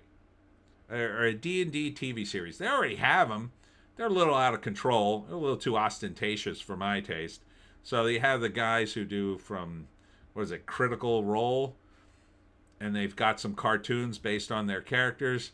Yeah, there's a little too much stuff going on there. You got too many elves and half orc and this guy and that guy. Like, there's too much stuff in it. You got to simplify that S. You got to have like 4 characters, a party of 4, maybe 5. You got to send them on a quest in a world that makes some amount of sense, and just go forward like that. Like, I'm doing one online on the Webcomic Factory. You can read it if you want, called Pandemonium. And it's just, medieval fantasy, Dungeons and Dragons type stuff. I started out with 2 characters, got into a little bit of their deal, and then moved on, added a 3rd guy, and then added a 4th character. And that's about where we're staying. There's like kind of a 5th guy now, but it's taken a long time to sort of spin up to that. But they just go from adventure to adventure, fighting various monsters, trying to get rich. It's not very deep, but if you want to see that kind of stuff, you could see it. But a TV show, yeah, you could do a cool thing. It's never going to be as good as Lord of the Rings. Lord of the Rings is like deep lore. If you want something like that, you got to go to an author like Tolkien, who's great, and dig deep into his work. So the people who want more Lord of the Rings stuff are people who just realize there's some real good here and they just need more. Just give me more of this really good stuff. You're never going to get it. He wrote what he wrote, and he's dead now. You just have to accept that. What you have to do is look for the new Tolkiens. And they're not doing that at all. Not at all. Because they don't want to pay any writer. They don't want to have the writers tell them, oh, no, you're doing that wrong. The only recent example of that is One Piece. One Piece is a pretty faithful adaptation of the comic. And a lot of the fans love it. And the creators worked on it. For the most part, it's not woke. I think they race swapped like a couple of characters, but for the most part, the creator seems to be fine with it. People like it. It's good. So you should do more of that. Hollywood, do more of that. Find a creator with a good thing, turn it into a movie. By the way, I just had a guy email me about the Pineys. I don't know if I don't know if he has any money. It doesn't feel like there's a lot of money there. I might send him an email back. I don't know. He's all the way in Florida, but maybe I'll shoot him an email and say, "Hi, how you doing?" But maybe one day I'll get some dude with real money who really wants to do the Pineys, or maybe I'll get that money myself. By the way, the Pineys is available at Amazon.com. You need, if you want deep lore, you got to go to a guy who has deep lore in his work. And that's what I think people want. I don't think it's about necessarily the medieval stuff or the Dungeons and Dragons stuff or the magic or whatever. They just want something that's good, that has deep lore. So that's what I try to do in my work. There's plenty of other guys who do it too. Just pick one of them and then be faithful to that lore, no matter what. Like, no matter what. Because that's why it's great. Like, it gets harder and harder to do certain bits if, for instance, you're in improv, right? Like, part of the tension in an improv scene is when there's a suggestion and you're building upon that and your character doesn't want to do something.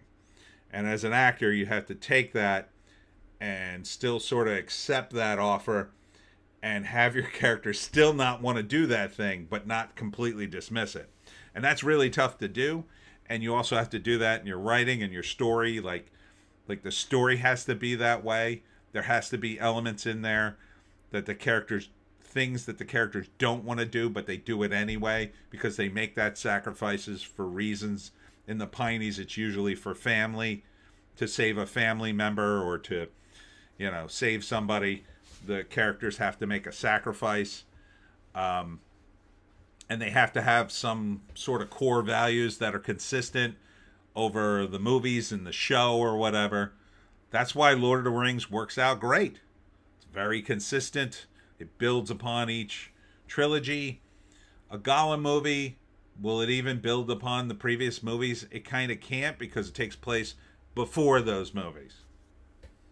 Or around those movies, or in between them, I don't know. I know there's a bunch of Gollum stuff in The Hobbit. I read The Hobbit back in the day. Is it going to be about that, or is it going to be even before that? Like, what could it possibly add? Like, what more do you need to know about Gollum? Not a whole lot, in my view. Sky Gene Movies. Not a fan of the Amazon Lord of the Rings TV series? Oh, my God. Come on, man. Yeah, you haven't seen my videos if you're seriously asking that question. Indie Phantom, I hated Gollum. I'm sure it's fine. Andy Serkis I think he's doing the voice again, but it seems so unnecessary. The Lord of the Rings TV series could have been okay if they had just, again, stuck to the lore. So, and what I mean by that, they were basing it off the index of one of the books, or all the books, I don't remember which. Indie Phantom, I prefer animated Lord of the Rings. That's great too. So if you're going to take the lore and take some liberties with it, you still got to make it consistent. So Black Elves don't work. That was a woke mess. Galadriel's character, if she's going to be the main character, she has to be consistent with her character in the Lord of the Rings movies. It can be earlier in her career, or maybe she doesn't know as much and makes mistakes, but you can't turn her into a mighty warrior that murders everybody. She wasn't that character ever in the Lord of the Rings, even in the index.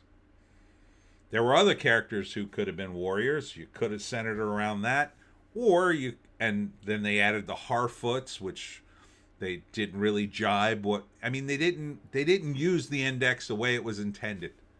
They should have stuck to the rules. If you ignore the rules, you're effed.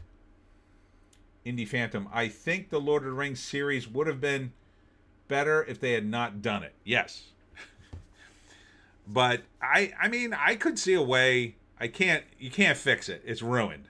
But if you had picked a bunch of random characters that you just made up in that world, you could have had those characters around it. Like, you could have had a group of adventurers in that world, and they run into Galadriel, or they run into this character or that during the course of the series, and they could fight dragons and do whatever you want. Who cares?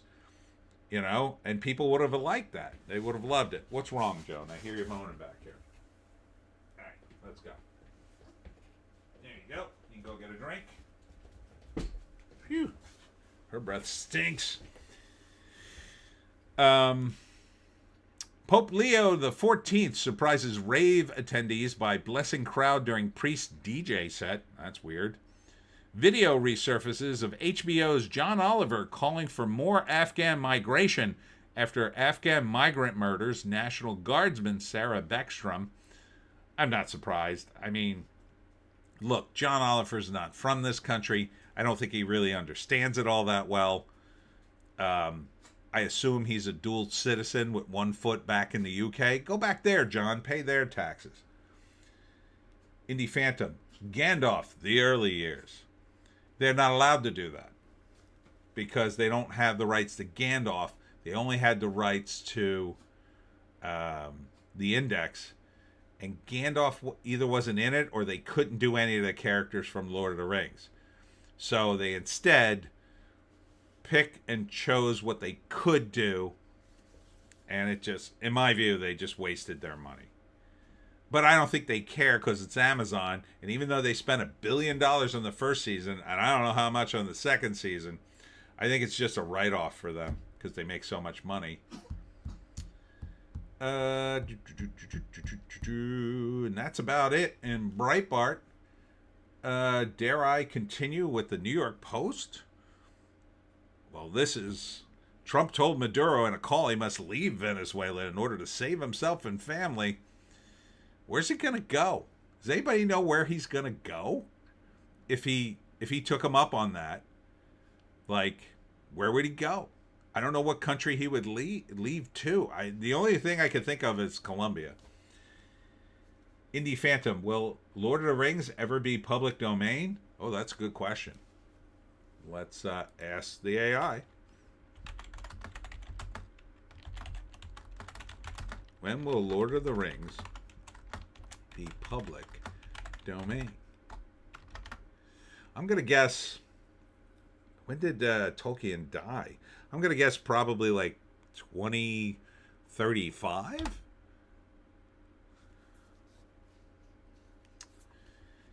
In Canada, the copyright for J.R.R. Tolkien's work, including Lord of the Rings, will expire on January 1st, 2044. This is because Canada updated its copyright laws, extending protection to 70 years. Thanks a lot, Canada. After the author's death, and Tolkien died in 73. This change means that the works by authors who died after 72 will not enter the public domain to at least 2043, when the expiration date for Tolkien work is set at 2044. In the U.S., public domain date is different because the U.S. did not adopt the life of the author rule retroactively for works published before 1978. The copyright duration is based on a 95-year term from the date of first publication. Lord of the Rings was first published between 1954 and 1955, so will enter the public domain in 2050 or 2051. This is later than the Canadian date, creating a situation where the work is in the public domain in Canada before it is in the U.S. So do the math if you're going to be alive that long. I might just be able to do something with Lord of the Rings. I might just make it that long. I'm going to have to stop eating fried cheese, though.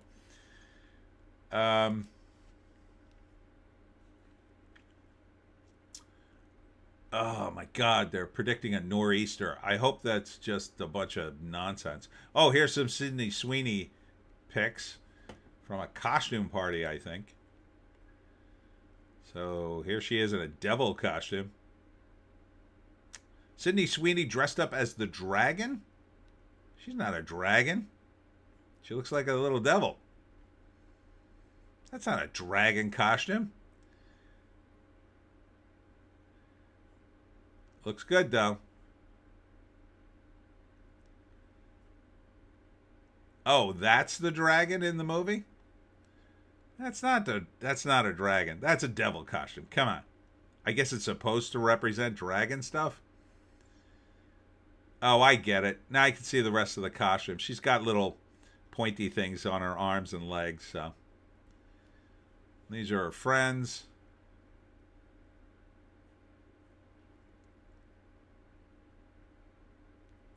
Somebody dressed as the gingerbread man. Here's Sydney with all her hot friends. Hot girls hang together. It's a rule. All right. I believe there's a lot of... Oh, here's bad news for you pot smokers. Chronic pot smokers warn scromiting pain is worse than childbirth. It's like apparently it causes you to vomit a lot if you really blaze too much. So, oh, and look at this one. This is awful. Family first. Woman sues to horn in on sister's $28 million inheritance after discovering family tie on 23andMe. So imagine you find a sister, and then because of a DNA test, and then you sue her over her inheritance. That's so rough. Indie Phantom. Hot Sydney Sweeney. This was gross. Actors in a Lifetime flick about the mass Idaho killer prance around in fake blood on social media, infuriating victims. Yeah, I guess they did. Can you imagine? Gene Movies. Did you watch the movie about the life of Tolkien? I haven't gotten around to it yet. Nah, not yet. I might. That sounds like it might be interesting. If it was, I assume it's a documentary. I assume it's, I hope it would be accurate. Elderly British baronet offers $66K a year for good breeder to birth a male heir with a lengthy list of requirements. Ladies, if you want to step up, he has a 1,300-acre estate, a 9-month supply of frozen man juice. He needs a good breeder. Oh, so you don't actually have to have sex with him. Sir Benjamin Slade, 79, in Britain, has made Tinder accounts, taken out newspaper ads, and starred in a TV series all in an effort to find a wife to produce an heir and a spare for his multi-million-dollar fortune. Okay. I mean, what are the things? I wonder. He wants. Sky Gene did. Oh, I read that one. Indie Phantom. Next doc for me is John Candy one. Yeah, that looks good. That got a lot of good reviews.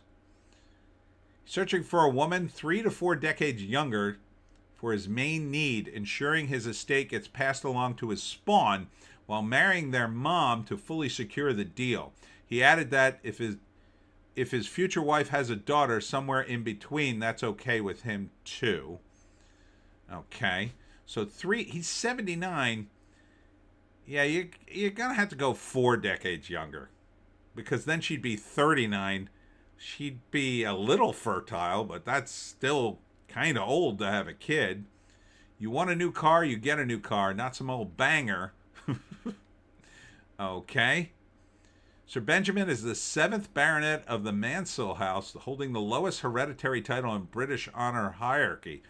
Why'd you wait so long to do this? He's been searching for a wife for decades to bear his son. I mean, just pick someone at some point. He was previously married to Pauline Myberg, but divorced her in 91, claiming her 17 cats were too much for him to manage. Couple never had children. Okay. Sky Gene Movies. No, it's a motion picture movie. It has Nicholas Hoult and Lily Collins in it. Oh no, I didn't hear about that one.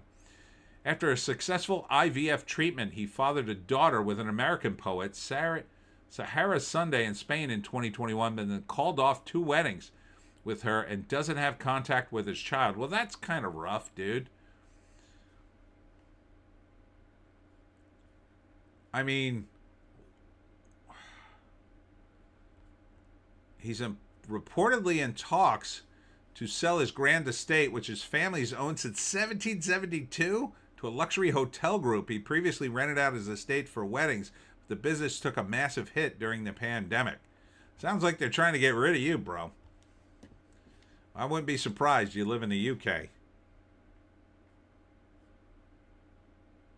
Oh, here's the home improvement kid. Jesus. He looks a wreck.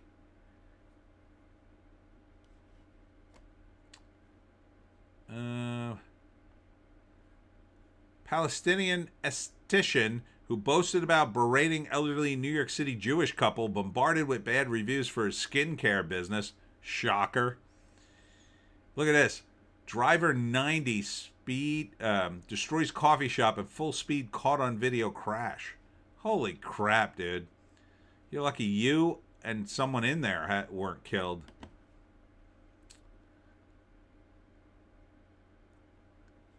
See, here, White House officials have raised antitrust concerns over Netflix bid for Warner Brothers. See, they don't want Netflix to win. They're gonna give a problem to anybody else other than Paramount and Skydance for the bid on Warner Brothers. They're trying to make it happen, I think. There's a big fire in Hong Kong, some high-rise. A lot of people died. Very shameful. Very shameful. Couple of guys, I think this was in New York somewhere, drowned their female sister slash daughter because she dared to take off her veil or hijab or whatever it is. It's a shame. You're in America. You can't do that. Pete Davidson, he's got a hot girlfriend now. Trying to clean up his act. He's got a kid on the way. Here's a bikini chick. Nina Dobrev. She's pretty hot, I guess. Hot enough. Here's Bill Belichick's hot chick. Still looks good. These are, okay. See this guy here? These are AI. This is the country music star. The one that the AI created. See, he's black. There was an article saying that he was white, and they were mad about it. And there's some hot bikini chick. I will say that the AI can make hot bikini chicks all day long. That's a plus, I guess.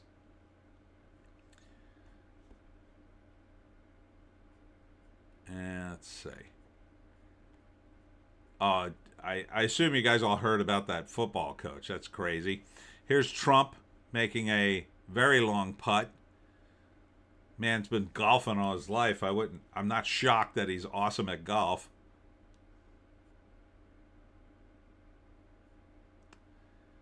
Dick Van Dyke is almost 100. And I think we're at the end. Yes. Sky G Movies. Ever think we'll get a Spider-Man movie where Peter Parker is old, like in his 40s and 50s? Example, Logan. Perhaps that would be something for Tobey Maguire. There is a story in the comics called Spider-Girl where Spider-Man is older and he has a daughter. So, and then, they both have spider powers, excuse me.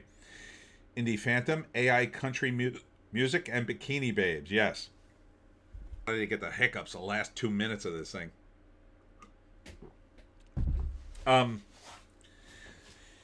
Yeah, I would speculate that we might get one of those Spider-Man movies when they're finally done with Tom Holland. Maybe, you know, Tom Holland's got the same problem that Michael J. Fox kind of has. Although he looks young for his age and could play a teenager or a very young guy because he's sort of short, part of the problem is he gets older, but he doesn't get any taller, really, right? So then it becomes like, what role is he going to play? Because he's not a tall guy. It sort of ends up like Tom Cruise, like he's so short. It's hard for him. It's harder for him to play a leading man. But Holland's on the A list now, so it's not really a problem for him yet. But it could be somewhere down the road. So I can't. I wouldn't pick him as the one playing the 40-something Spider-Man. I can see Tobey Maguire doing it. I think there's going to be, isn't there going to be that Spider Noir and Nick Cage is the voice? I think it's going to be a cartoon though. Indie Phantom, AI. Oh, I read that one. Storebang, really looking forward to Spider Daughter. It's Spider Girl. All right, what have we learned today? Well, we learned the box office is slightly back. Zootopia, Disney finally has a reason to write off all those flops. They finally made some money. Now they could counterbalance all the flops they've had. Sky Jean, as long as we don't get a sequel to Madam Web, LOL. Ugh. Ugh. That movie.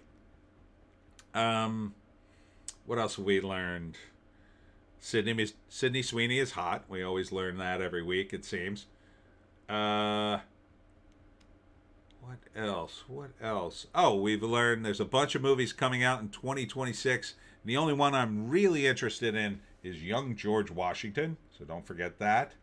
We learned that The Lost Boys had 2 sequels that I've forgotten about. I could have sworn there was a Frog Brothers movie, but maybe that just was the second Lost Boys movie.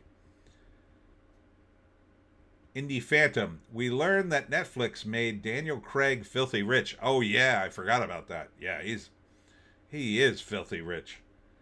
And I wonder if he's gay. He seems to like to play a lot of gay guys now. But I wonder if that's like him being gay and wanting to be gay on screen, or is it like behind the scenes his agent and the people that, manage his image are like, no, you got to be gay. We got to get rid of this masculine energy you have. So we're going to get you gay, the gayest parts we can. I don't know. Sky Jean movies. Yeah, Tom Cruise playing Jack Reacher was a terrible choice. LOL. Yeah, as it turns out, it really was.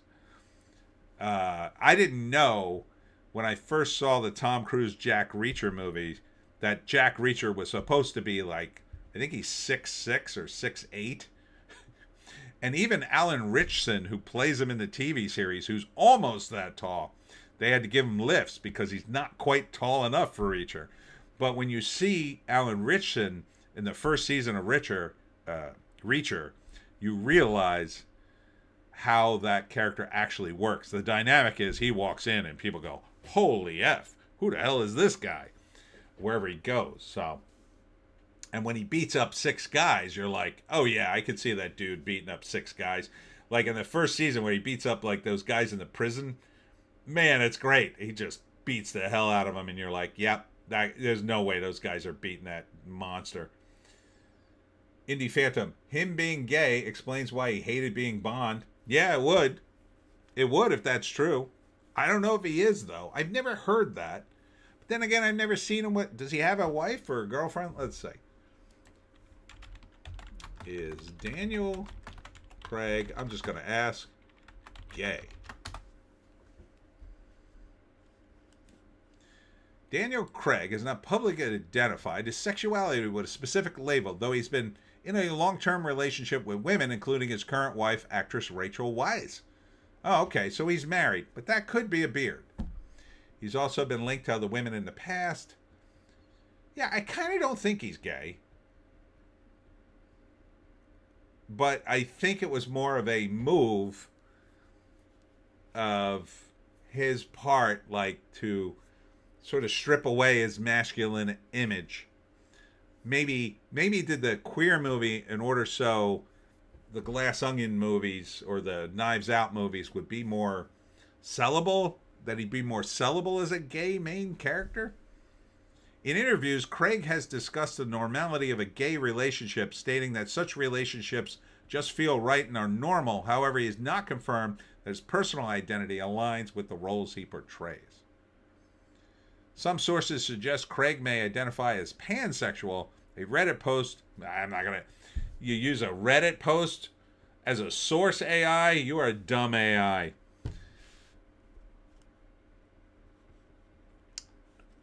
Yeah, I kind of lean towards he's not gay, but that he wanted that for his image, and that his team, like he's probably got some female agent who's just so all excited that he's going to portray gay guys. But then again, like Hollywood was all about, oh no, if you're this, you have to portray that. Like you can't be you can't be the thing unless you're the thing, right? But they don't care. Indie Phantom, he plays gay in Knives Out. Yes. Yeah, that's a gay character. So, I don't know. And then the only other movie I remember him in other than, what the hell was it? Was it Bottle Rocket? No, it's another movie like with a title like that. Layer Cake. That's like his first big role. And then he's in The Girl with the Dragon Tattoo, I think. He's not bad in that, but he's just sort of there. All right, I got to wrap this up. What's coming up for me? Good question, Tony. Oh, gosh, tomorrow on a Monday, I'm doing a Christmas store event. It's not at a store, but it's like a Christmas, buy Christmas gifts for your family event in Berlin, New Jersey at the Winslow School number 5. The link's below, and I actually had to put the street address so I would remember which. There's a bunch of Winslow schools, so I had to remember which one. Then next weekend, I'm doing a bunch of things. And I don't think I told my girlfriend yet what I'm doing. I'm completely booked all weekend. Babe, sorry. I'm doing the Shore Vintage Christmas event from 8 to 3. Then I'm coming back to near where I live to a place called Laurel Springs. I'm doing the tree lighting ceremony from 6 to 9 unless the weather's as. And then Sunday I'm going to Dragon Shops down in Bridgeton for 10 to 5. So that's like an all-day thing. I might be late on the live stream, but probably not. And it's outside. I'll probably get cold and leave. And then Monday next week, I got another event. So it's going to be a bit of a crazy week. It's getting cold here. So stay warm wherever you guys are. I know a lot of you guys are up in Canada. Stay warm. Indie Phantom says, have a good week, folks. Have a good week to you. I had a great Thanksgiving, by the way. I forgot to talk about that. We ate turkey, blah, blah, blah. So I hope you had a good Thanksgiving. Christmas is coming. So get your shopping done now, my advice. And we will see you next week, possibly late, but definitely here on the live stream where we do it live. For Tony D and Little Joan and my girlfriend, we'll see you in the next one. Give me a like on the way out. Thank you.